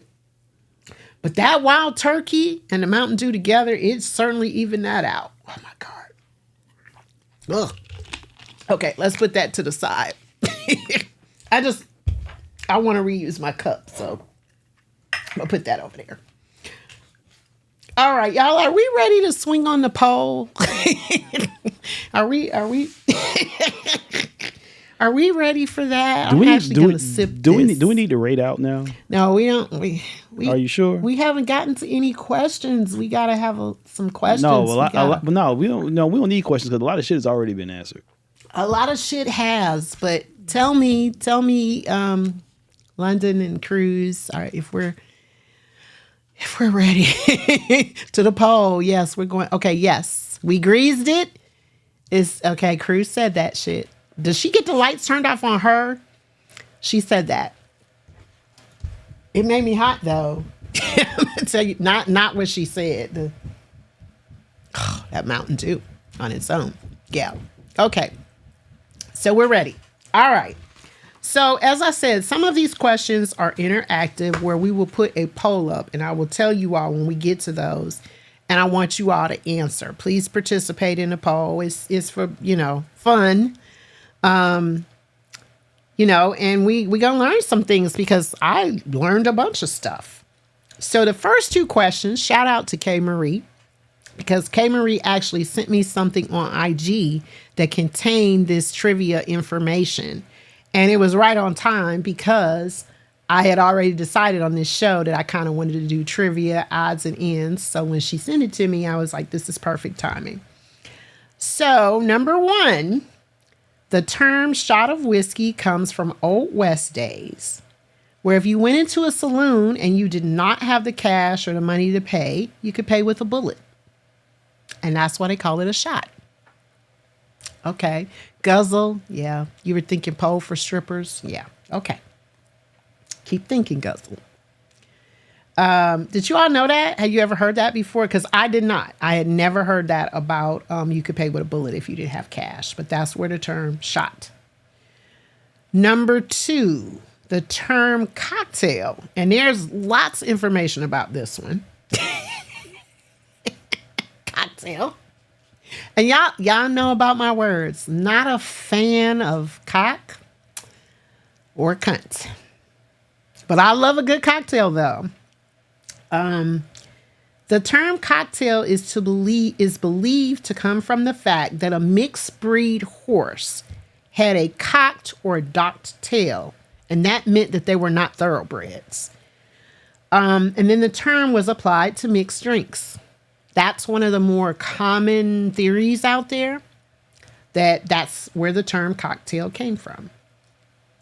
So Mountain Dew. Remember I told you I was going to talk about Mountain Dew. It was created as a mixer for liquor in the 1940s. That's how old it is. And the term Mountain Dew is slang for moonshine. And the drink of choice was a turkey dew, which is what I made, which is wild turkey and Mountain Dew. And it was created by brothers Barney and Allie Hartman. And they worked on the formula. They tried to tweak it because, again, it started off lemon lime, much like Sprite or 7-Up. And then they tweaked it and came up with kind of the Mountain Dew formula that we somewhat know today. And I say somewhat because the original Mountain Dew was a little bit different. It didn't have any caffeine in it. They used real sugar. Now it's all kinds of other stuff in Mountain Dew. Again, that's a whole nother stream. That could be a whole nother stream. But Barney and Allie Hartman created this. They were brothers. They created it because there was another mixer that they used to use for their moonshine. And when they moved to Nashville or to Tennessee, they could not find it. So they created their own, and they were just using it for their own purposes. And then people started saying, you should create this. You know, you should make it a soft drink and sell it. So that's how Mountain Dew came about. Number 4. In whiskey, the angel's share, which is the loss of liquor in the maturation process while it's in the barrel, is called the angel's share. That's what it's called. The portion that is absorbed by the barrel is called the devil's cut. So when you see whiskeys that maybe have something with angel in the title, like Angel's Envy and that kind of thing, that's basically kind of a play on that concept. And I know that Jim Beam has a brand of whiskey that comes out. It's called the Devil's Cut, and it's very good. And what they do is they actually extract from the barrel that liquid that's in there, and they create the whiskey, the Devil's Cut. And it's really good. And I'm not a fan of Beam, but that's a good product. Really good product. Beam does have some good stuff. They do have some things I like. But just Jim Beam compared to Jack Daniels, I'm going to pick Jack Daniels. All right. So we are getting ready to vote. We have a poll on this one. Okay. And what you're going to decide is which one of these is not a real whiskey. So this is number 5. Which one of these is not a real whiskey? So I'm going to give the mods the opportunity to post this up. And it's a multiple choice. You all will have 4 choices, A, B, C, and D. Which one of these is not, N-O-T-E, a real whiskey? So you all can vote on this one. And I'm going to drink my turkey dew. That ain't half bad. I mean, it's really Hold on a minute. Did you just spell not N-O-T-E? N-O-T, not. Cause you did say E at the end. Oh, I did? Okay, it might be the turkey do. Sorry. Okay, cruise. Okay. Not note. Cruise. Not N-O-T. Sorry. See? It's the turkey do. Not N-O-T. I spelled note. I did spell note. I did say N-O-T-E. I remember now. Wait, hold on. Did she just spell? Not Did she just spell? N-O-T. Not note. Not. Mighty Mouse said K-N-O-T. K-N-O-T. There you go. No, not. Yes, we have a poll up. Not yet. Okay, not yet. Yes, we will have a poll up. There it is. So, okay, there it is. So you have to vote. Which one of these is not, N-O-T-E, not note, a real whiskey? So you have Shite, Hanky Bannister, Pig's Nose, and Your Ma. So you all please vote which one you think is not mama. A real whiskey name. Okay. LaWanda said, yes, that's right. The E is silent, damn it. Yes, it's not. N-O-T. So the poll is up. Okay. Yeah. Take a guess. Just vote, please, for the fun of it. Which one do you think is not a real whiskey? And then I will reveal the answer to you all. For real. Like, I will not note. No. Just kidding. You will not make a note of it. We'll not make a note of it. But yeah, just vote which one doesn't sound like a real whiskey. This was fun to me. Okay, so 38% of people said Pig's Nose. That's interesting. The one that is not a real whiskey is Your Ma. Your Ma. So 2 people did vote for that, 15%. Your Ma is not a real whiskey, but Shite, Hanky Bannister, and Pig's Nose are all real whiskey brands, right? Okay, so we're going to keep going, and then mods, get ready for number 7. You can start getting number 7 ready. But I am going to go to number 6 right now, but get number 7 ready. Number 6, whiskey is the official spirit of the state of Alabama. Who knew? Like, I had no clue. I had never heard that. I never heard of a state having an official spirit, to be perfectly honest. So I was surprised by this. And it was like a big deal. Like, they took this through Congress and voted on this and everything. And of course, there were people who opposed it. But whiskey is the official spirit of the state of Alabama. So how many people do we have that have relatives or are from Alabama? Did you all know this? Did you know? Okay, so Blue Majesty, you did vote for Your Ma. Okay, you were right. Did you all know this about Alabama? Because I did not. Okay, Cruz said, not the part of Alabama my father's from. It's the state of Alabama. It's not just certain portions, but it is that's the official spirit is whiskey. I'm like, that's pretty cool. I thought that was pretty interesting. Okay, so number 7, we're getting ready for number 7. That one will be a poll question, and you guys get to vote on this. So let's get that one put up. And it also made me wonder, I'm going to just say, when I read whiskey is the official spirit of the state of Alabama, it made me wonder, are there maybe other states that have alcohol as their official spirit? I mean, because a spirit can be, whatever. It could be whiskey. It could be a clear. It could be moonshine. Guzzle said, I thought the official spirit was moonshine. No. I actually looked at the legal documents online as well, stating this.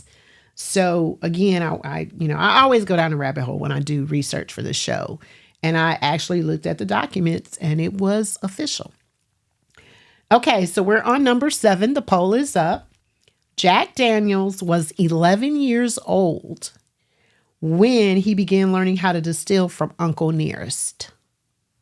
Okay, that's the rest of it. When he learned how to distill from Uncle Nearest, because we've learned that Uncle Nearest is a gentleman who taught Jack Daniels how to distill. Black man, right? He taught Jack Daniels how to distill. So true or false? Do you all think it was true or false? Was he 11 years old when he learned how to distill? Okay, so the poll is up. Go ahead and vote. And let's see what you all think about this one. And I'm sipping on my turkey dew. And we swinging on the pole. Well, some of us are.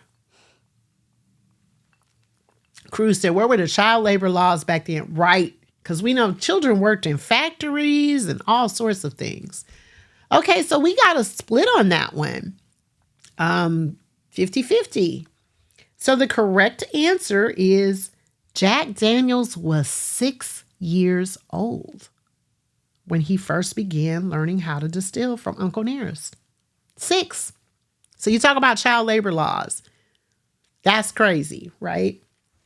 He used to go over to the pastor's farm because it was a minister that created, he had a distilling business. So Uncle Nearest worked for him. He had the technology and the know-how from Africa because he was used to knowing how to filter water through the charcoal for purity. And so the charcoal distillation process called the Lincoln County process is what Uncle Nearest created for Tennessee whiskey. Went hand in hand, and he taught Jack Daniels. And Jack was 6 years old. So that's something. So let's get ready for the next poll. It's a short question, but let's go ahead and get that ready. But yes, he was 6 years old when he learned how to distill from Uncle Nearest. I mean, just think about all of the things that have changed, like when it comes to kids, because I think about kids working in factories and they will work long hours and they're working with this machinery and all of that. I mean, lots of stuff happened. So thank God for child labor laws. Because I'm just thinking about a 6-year-old, my 6-year-olds. I'm thinking about my kids when they were 6, learning how to distill. Because when you learn how to distill, you got to taste too. You got to be able to taste the whiskey. So that means he probably was drinking whiskey, right, at that age and tasting it and probably giving his opinion. And it's interesting. That's just really interesting. Okay. So we have the next one is number 8. And again, this is going to be a true or false question. True or false question. So you all have to give your opinion on this one. So we will get this up in a few minutes. And this has to do with the color of people's eyes. The color of people's eyes. Do y'all have a thing about people that have like lighter color eyes? Like, is that a thing? Is that attractive? I mean, sometimes I see people and like it's very attractive to me. And then sometimes it looks like very odd to me. Okay, Mighty Mouse said, take them off the PlayStation and put them to work. Okay. You gonna put them to work, distilling liquor? Is that what we're doing? Or are we putting them to work to do something else? But do you all have a thing about eyes? Like, I feel like I don't have a preference. Like, for me, it's not like, oh, this person has lighter color eyes or different color eyes, and I find it to be more attractive. But I do think you can tell a lot by looking in a person's eyes. So we have the poll up, and it says people with blue eyes have a higher alcohol tolerance. Do you all think this is true or false? Do they have a higher alcohol tolerance if they have blue eyes? Which I have to tell you, blue eyes, I think blue is very rare in America. In other countries, it's more common, but in America, it is one of the rarer eye colors, believe it or not. And I think gray might be one of the rarest. But what do you all think about people with blue eyes? Okay, so people said it was false. It is true. It's actually true. You know how they have people that do studies, on everything. So they paid somebody to do a study about alcohol tolerance, and they said that people that have blue eyes have a higher alcohol tolerance than people with darker eyes. So interesting, right? Okay, Cruz said, not by some of the blue-eyed folks I work with. Okay, so it says higher tolerance, right? Didn't say they didn't get drunk. Okay, Stormy said, I'm done with the trivia because this is ridiculous. These, listen, y'all, according to the interwebs, these are facts. And a lot of these, they did seem a little, to me, I cross-checked. I did cross-check. I spent some time cross-checking because some of them seemed a little far-fetched to me. This was one that I cross-checked.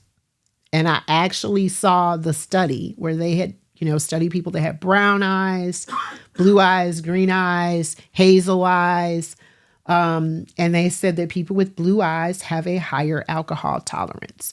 Now, they didn't necessarily come up with why. It was just a proven fact in their studies. So if you ever go and do trivia in a bar and you're drinking a turkey dew, hey, you might win some money, right? So yeah. All right, number 9. Now this is not an interactive question. The next few aren't. Beer was not considered an alcoholic beverage in Russia until 2013.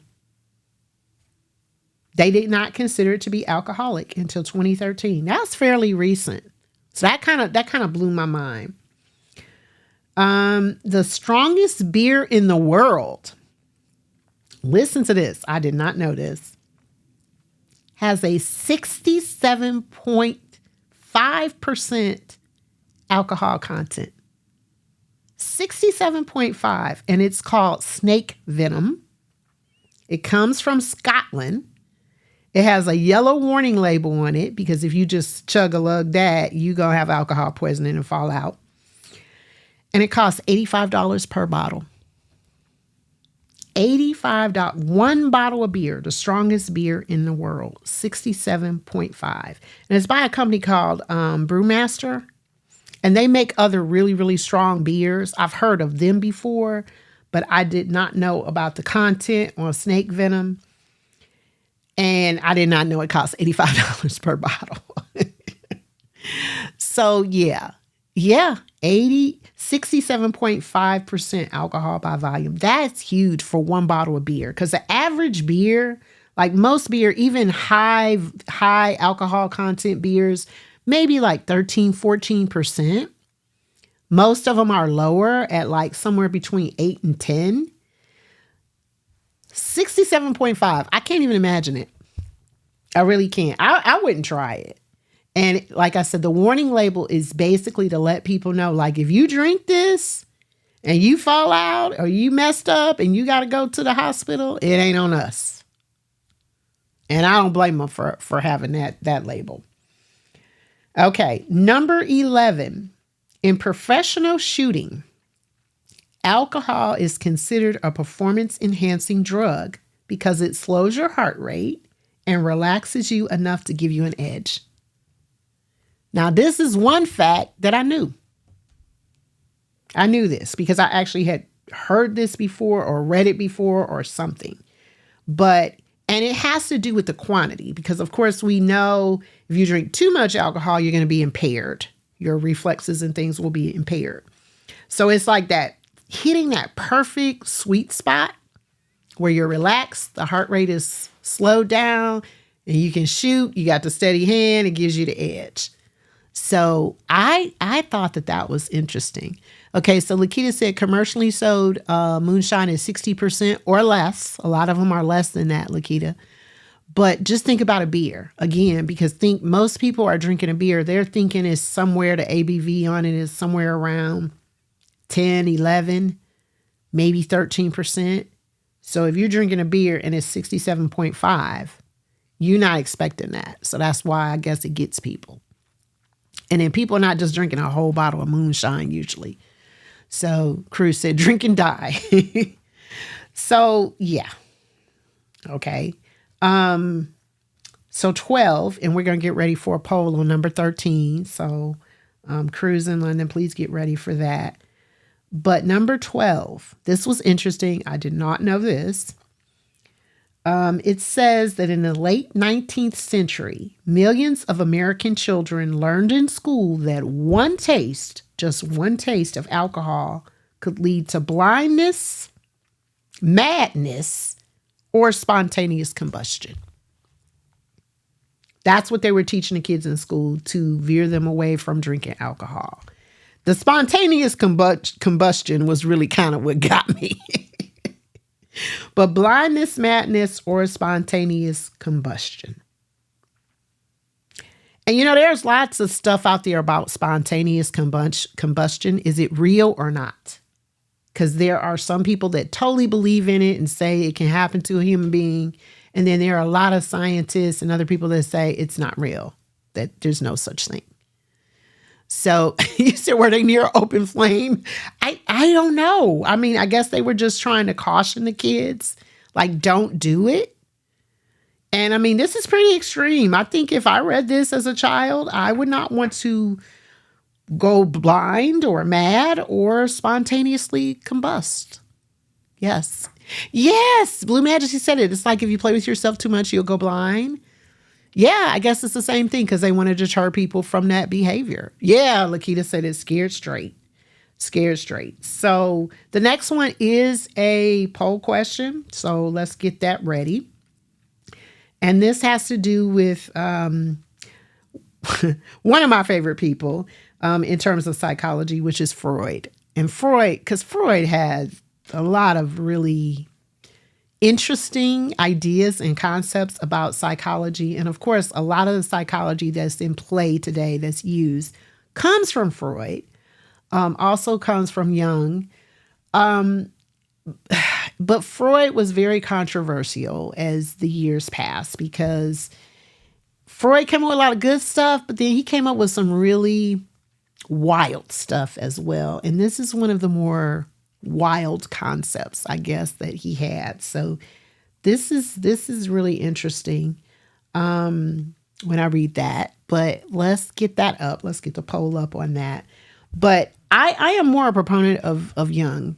And the reason why is because he is the person who developed the concept called collective consciousness, which is basically saying that all of us kind of have this cloud where all of our thoughts are. And the reason why often we connect with other people or we're thinking the same thing that they're thinking or this person calls when we're thinking of them is because of the idea of collective consciousness. And I love that.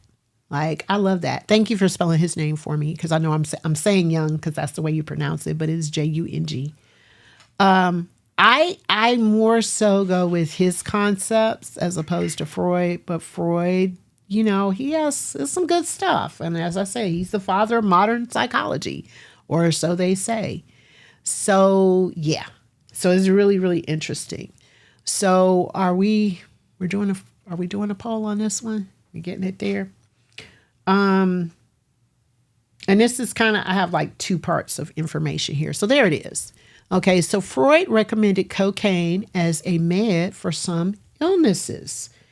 The illnesses specifically as a treatment for alcoholism.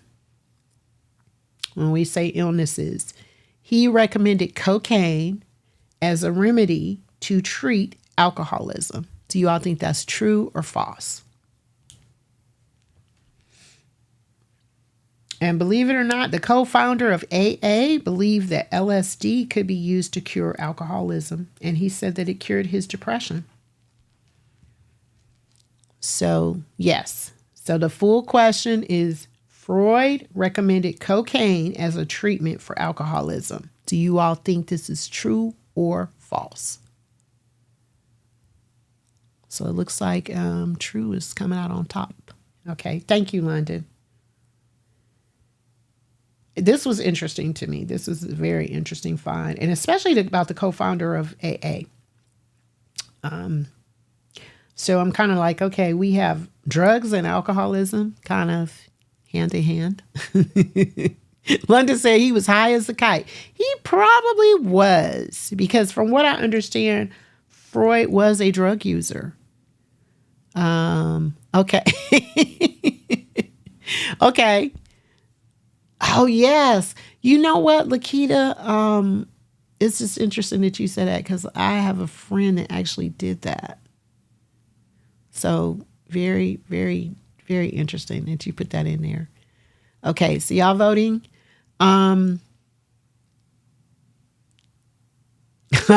Miss KB said Freud was a coke fiend. He was. That is what they say. And it looks like True is going to come out on top, and you all are absolutely correct. He did say that. He recommended cocaine as a treatment for alcoholism, depression, and morphine addiction. All of the above, which is interesting. I'm like, so we're swapping out one thing for another. We're going from, some Wild Turkey 101 to cocaine. But anyway, that's what he believed. And as I said, the co-founder of AA believed that LSD could be used to cure alcoholism. And he said that it cured his depression.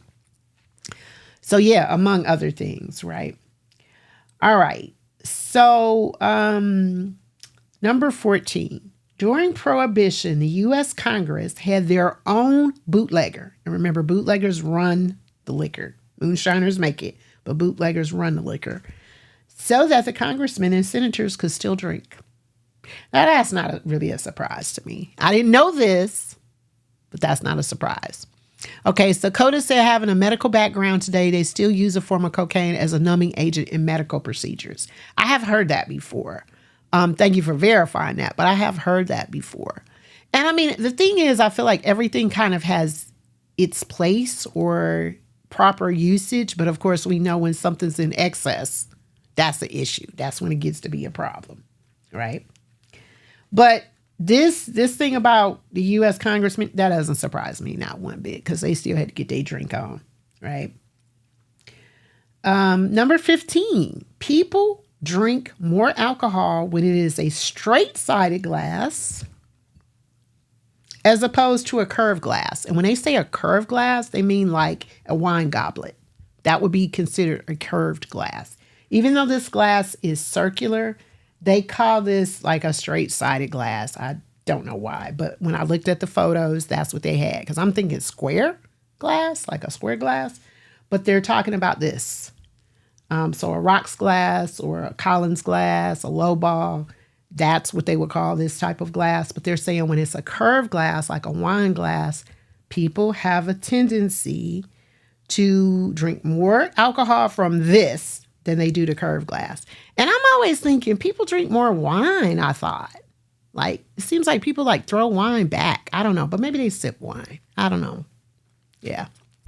Anyway. Okay, so Lakita said, cane family of drugs. Yeah.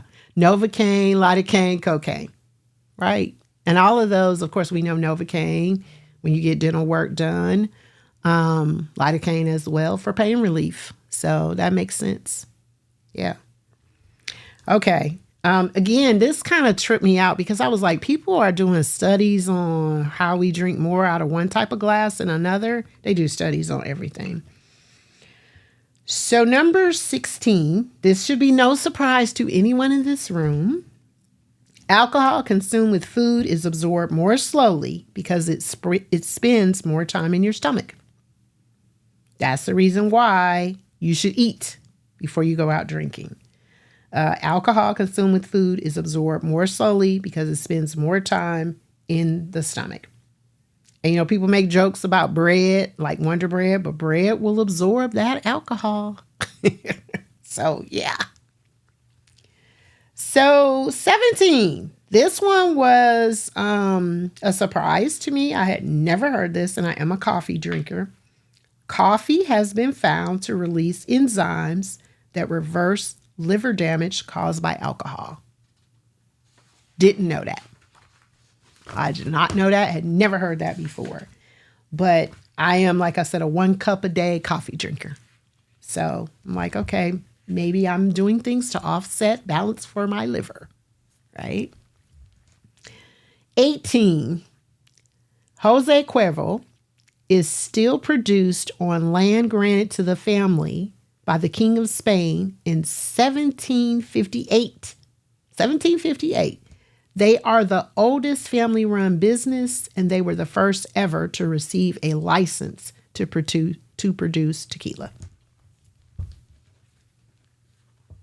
1758. That blew me. That It was land granted by the family of the King of Spain. That's pretty phenomenal. And they're the oldest family-run business. Okay. So Cruz said, is that why they tell you to drink coffee after a hangover? I don't think so. I think it's more the caffeine to sober you up after you drink, because alcohol, of course, like is a depressant, right? And if you think about if you're drinking coffee, that's a stimulant. So whiskinate, caffeinate, and hydrate, right? That's the rule for when you have the hangover. So you drink in and then you caffeinate and then you drink water, right? To cure the hangover.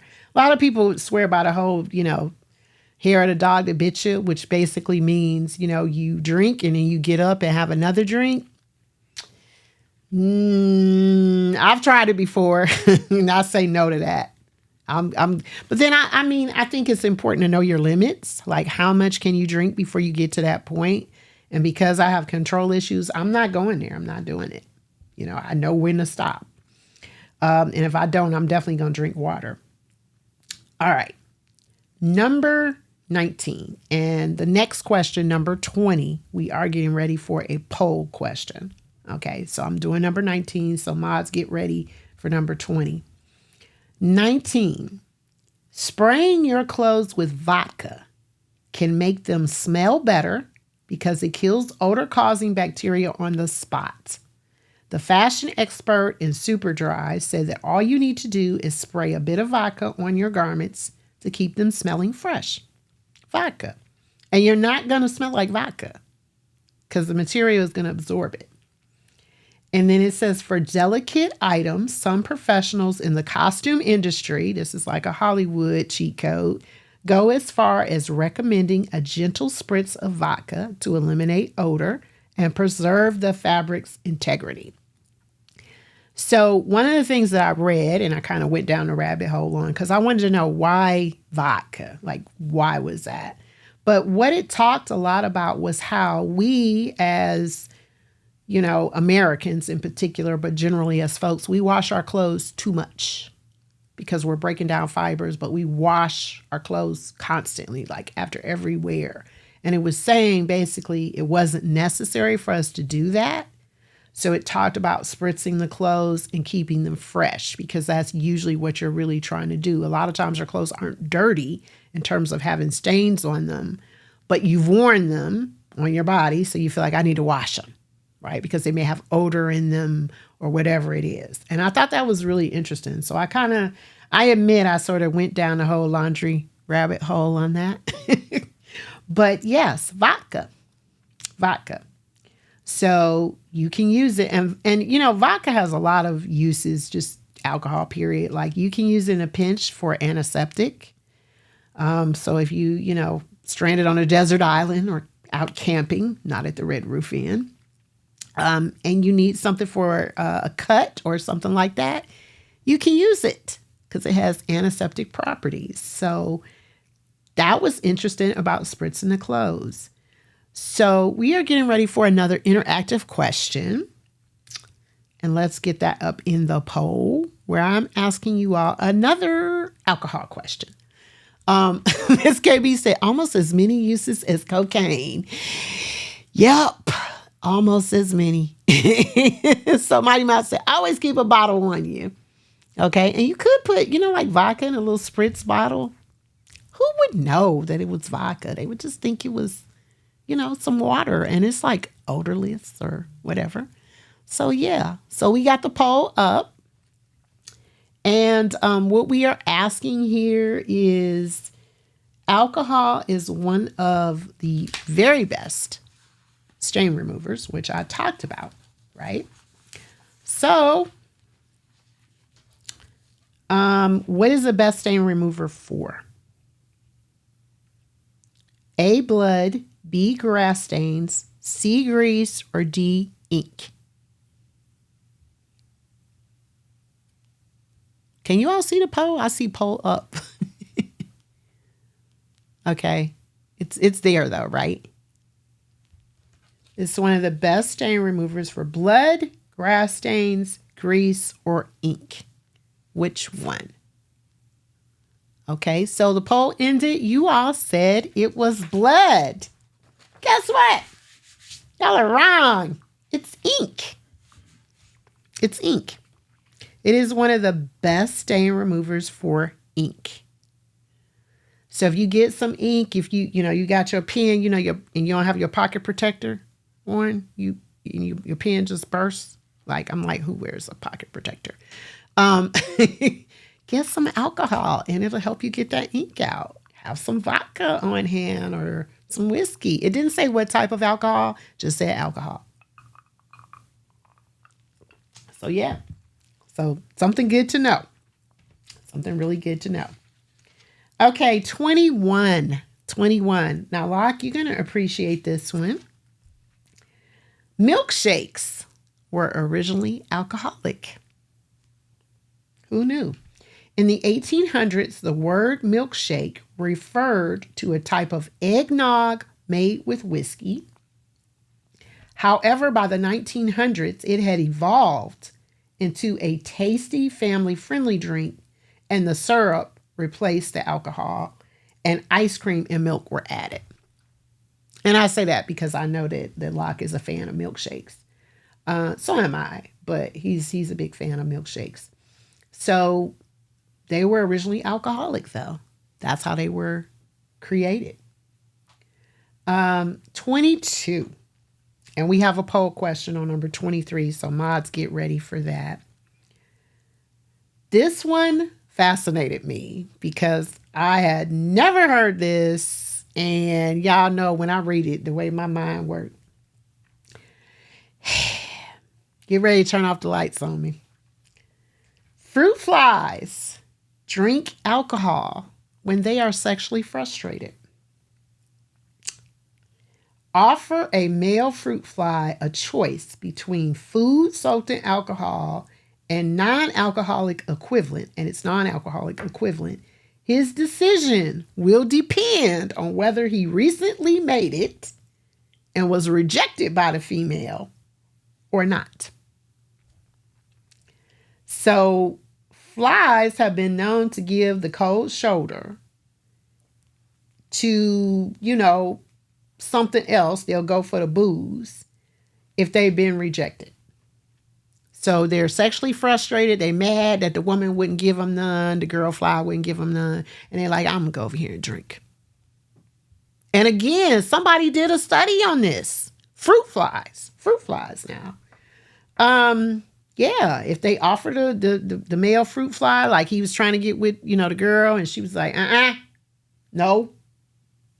He'll be like, okay, just let me drink, because I'm mad, I'm frustrated. Yeah, Miss KB says sounds like a lot of guys I know. Yeah. Okay, so Cruz, you knew the male fruit fly did that. Interesting. I never heard this before. I never, ever heard this. Cruz, how come you know so much about these fruit flies and their mating habits? Just asking. I'm just for a friend. I am the friend. But yeah. Locke didn't even turn off the lights on me, y'all. Did y'all catch that? Woo. Maybe he been drinking. I don't know. Maybe he had some turkey do. Yay me. Okay, we're getting ready for 23, right? 23 is an interactive question. Okay, so we're gonna get that up. His name was Cruz. Okay, so Cruz, you've been kicking it with the fruit flies, or not kicking it with the fruit flies, and that's the reason why they drinking. Is that you can tell us? You can tell me. I won't tell nobody. So, okay. But yeah, let's go with 23. And this has to do with how alcohol is produced. That's what we're going to say. How is it produced? Let's go with that. And we're almost to the end of our questions. We just have a few more. Just a few more. So there's the poll. Potatoes are the most commonly used ingredient in making vodka. Is this true or false? Potatoes are the most commonly used ingredient in making vodka. True or false? What do you all think about this one? Y'all notice I said it was Likka Trivia. So I didn't just go all whiskey questions. I tried to mix it up with the clears and some other stuff so that we could be well versed the next time we play trivia in the bar. You know, when they ask these questions, or if we go on Jeopardy. We can win some points. We can get some answers, you know. Okay. So potatoes are the most commonly used ingredient in making vodka. True or false? Vote, vote, vote, vote, vote. Cruz, you say you gonna call me? Oh, which you about to call me about these fruit flies? Is that what we talking about? Okay, so 91% of the peoples said yes. It is not the most commonly used grain. Now, they do use potatoes in some vodkas, but it's not the most commonly used grain. All alcohol is produced by the fermentation and distillation of grain. Wheat, corn, rice, and rye are the most popular ones. Potatoes are often thought to be used exclusively in making vodka, but traditionally, vodkas use grain cereals, such as, or cereal grains, such as wheat, rye, and barley, to create that smooth and distinctive taste. Potatoes are used less commonly. So there are some vodkas that use potatoes. Generally speaking, if you have a vodka that's made from potatoes, it's going to have a rougher taste. It's not going to be nearly as smooth.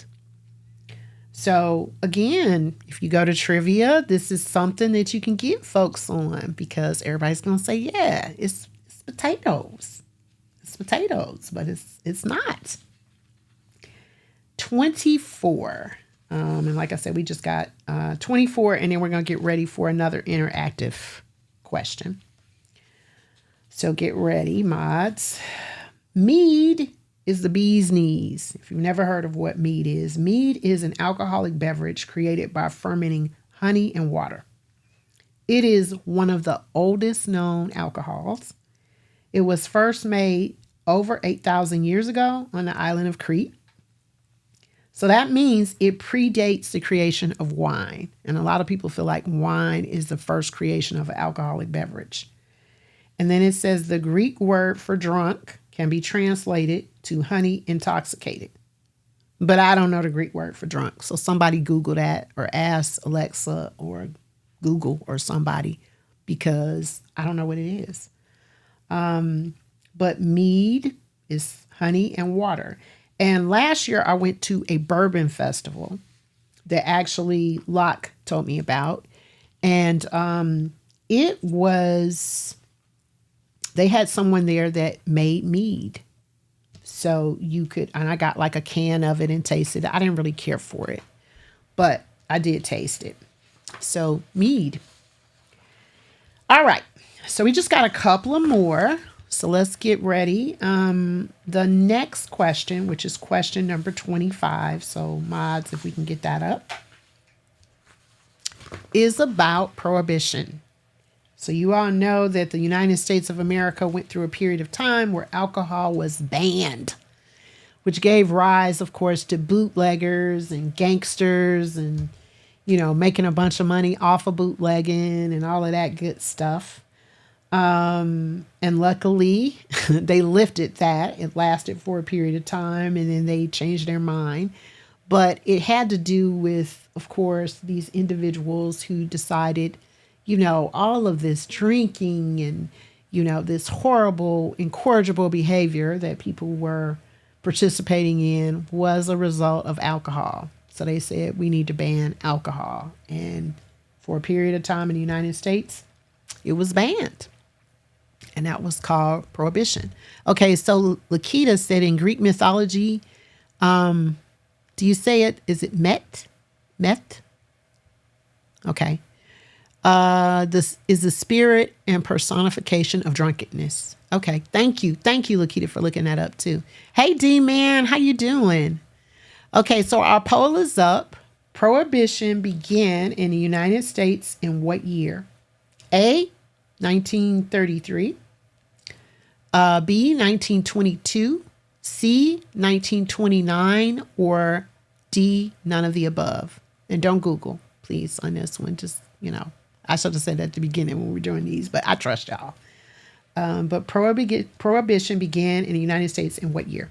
1933, 1922, 1929, or none of the above. So you all can put it up there. So, yep. And then we only have we have 2 more questions. Okay, so y'all are smart. None of the above. Absolutely correct. Prohibition began in 1920 and ended in 1933. Okay, that was the time frame. So thank God that's over, right? Or else I wouldn't be here doing this show. But yeah, that is when it started. That's when it stopped. And yeah, 1920 to 1933, of course, gave rise to bootlegging, illegal alcohol, notorious gangsters. It is said that Al Capone's bootlegging enterprise pulled in over $100 million a year. That's phenomenal. And the equivalent to $100 million then is like $1.4 billion today. Can y'all imagine that just from bootlegging? I mean, that's crazy to me. Okay. All right. Champagne. And then we're going to get ready for our very, very last question. But champagne, number 26, was created by accident. After a record cold winter in France, the wine fermentation process all but stopped, but when spring arrived, the stagnant wine began fermenting again. This produced a lot of carbon dioxide, giving the wine that signature fizz. These new bottles were thought to be ruined, and they would often explode on the shelves, but those that were salvaged, they found out it had this fizz to it. So today, 2.5 billion bottles of sparkling wine are produced each year. That's the birth of champagne. So our last question has to do with this little thing. Let's get that up. And I know y'all have fun with this, right? The jigger. It's like jigger. Does it have a hard R? Does it have an A? What is it? Jigger is spelled Jigger. It is jigger. And it is actually a unit of measure in the alcohol industry. And I use it when I make drinks on here. There is discrepancy on how much a jigger actually is. Some people will tell you it's an ounce. Some people tell you it's like an ounce and a half. It's not an exact measurement, but I know for mine, and this is the jigger that I use all the time, I've done like 1 ounce measure in an actual measuring cup and poured it in there, and it's really, really close. So I feel like, okay, that's about it. Okay. Oh, they don't like, Lakita, they didn't like that you said chigger. I don't know why, but Automod didn't like that you said chigger. We allow that. It's okay. So yeah, they didn't like that. Not a chigger, a jigger, Jigger.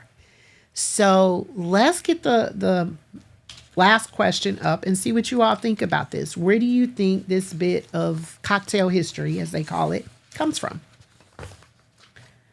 How did we get this? The term jigger. Who did it come from? So the poll is up. This is our last question. So do you all think it came from the Greeks, Jay-Z, the Royal British Navy, or the United States? And y'all, I ain't going to be mad if you say Jay-Z. I'm going to just say that because, that's just a joke. But yeah, the Greeks, Jay-Z, the Royal British Navy, or the United States. Who came up with the term jigger? Who said that? D-Man said deep down south. Deep down south. Deep down south. Okay, so y'all are voting on that. And let me get ready to read that to you. And then we're going to wrap this up. I want to see how this is going to come out. Okay. You is smart. You is kind. You is important. Because y'all got that right. It is the Royal British Navy. 70% said that. This term was gifted to us by the Royal British Navy. It is derived from the name of the smallest mast on a ship, which is a jigger mast. A jigger was used to refer to a sailor's daily ration of rum, because sailors got a daily ration of rum, and the metal cup that it was served in.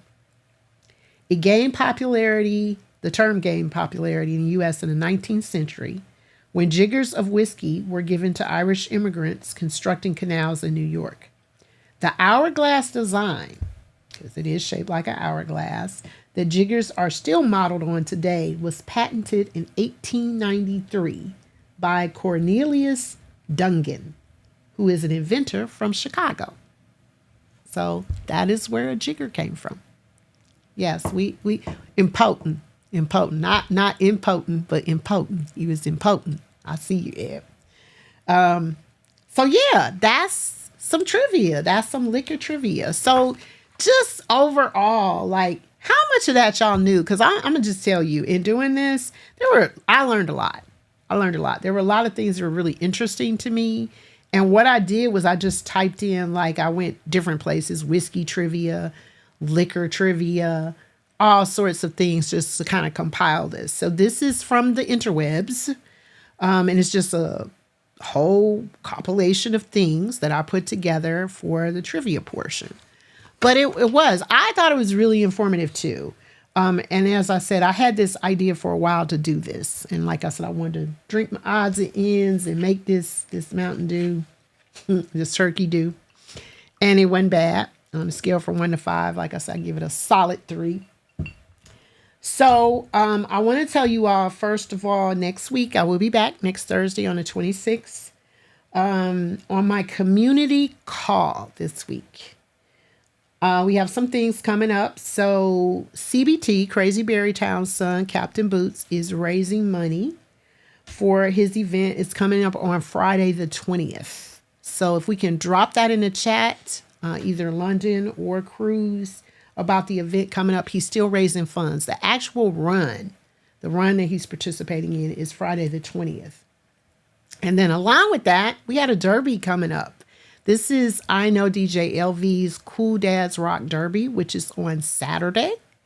So we want to drop that in the chat as well. If you're here in the Atlanta area, please come out. It starts at 11 a.m., ends at about 4 p.m., but the kids race at 12:30. You want to be there. Be on time, or else you're going to miss the kids coming down the hill in their cars. The picture man is Locke. He's going to be there taking pictures. And also Brax is going to be there doing some footage, some drone footage. So come out and support if you're in the Atlanta area. If you're not, please consider a donation. There it is. London just highlighted that. And then also donate to our nephew, Trey Captain Boots, for the Rock and Run. Okay. So those things are coming up. Okay. So K. Marie said donations for the Derby are appreciated. Still taking donations. It's going down on Saturday, but we still need funds. There are things that still need to be purchased. So please make sure that you click on that and consider donating. No amount is too small. Then also, I just want to tell you all, Locke is on Hippomay on tomorrow at 9 p.m. Am I correct? Yes. So please pull up and support him. Support the whole Ray Train, but 9 o'clock, come on, y'all at home chilling. So come on through and support. I want to say thank you to each one of you. I never, ever take your presence for granted. I mean that. Thank you for hanging out with me, learning a thing or two, drinking with me, having some laughs, learning about how Mountain Dew shrink your dick and your balls. All of that is like super important, and I appreciate it. So I want to say thank you. I want to say special thanks to London and Cruz for swinging on the pole. I appreciate y'all, because I know just kind of keeping up with everything, typing super fast, trying to abbreviate because Twitch don't give you enough characters to put everything in there. is a challenge. So thank you so much. And hey, Wild Turkey 101, that was our drink with some Mountain Dew. That was it. That's what we drank today. And then my corners were Crown Royal Peach, which I still got a corner left. But I did finish the Revel Stoke. I'm done with that. Let me move this. I did finish that. That's gone. Revel Stoke Pineapple. That was really good. And I still got a little bit of my Jack Daniel's Cinnamon Whiskey.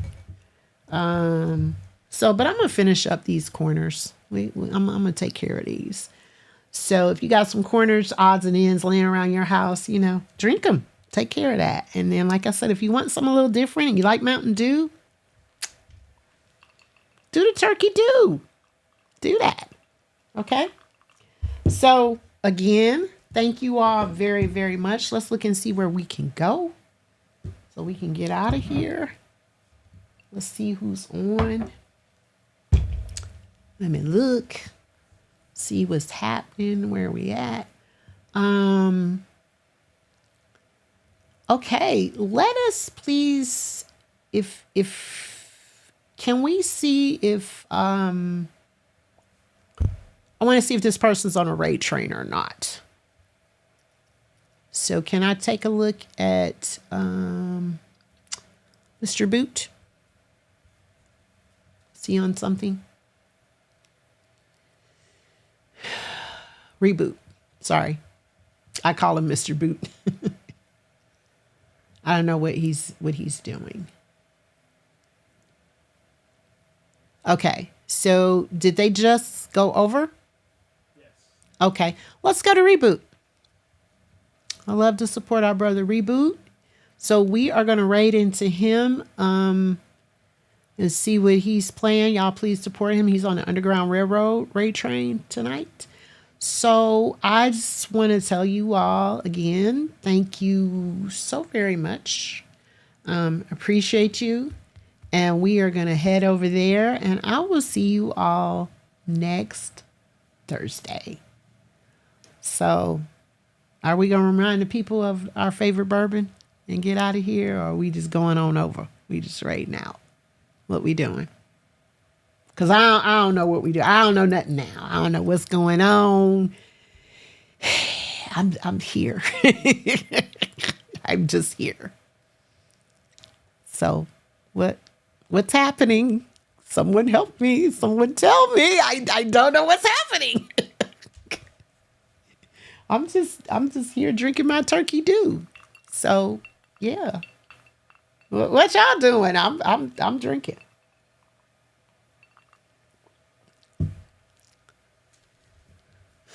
But I'll see y'all next Thursday. I got an idea. I'm not going to say I don't know what I'm doing. I do have an idea for something. So I'll be doing something next week. And hopefully y'all will come back. So thank you so much for your support. I appreciate it very much.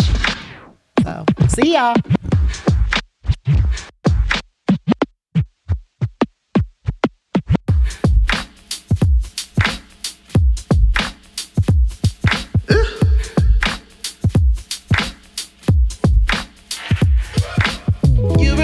My favorite bourbon.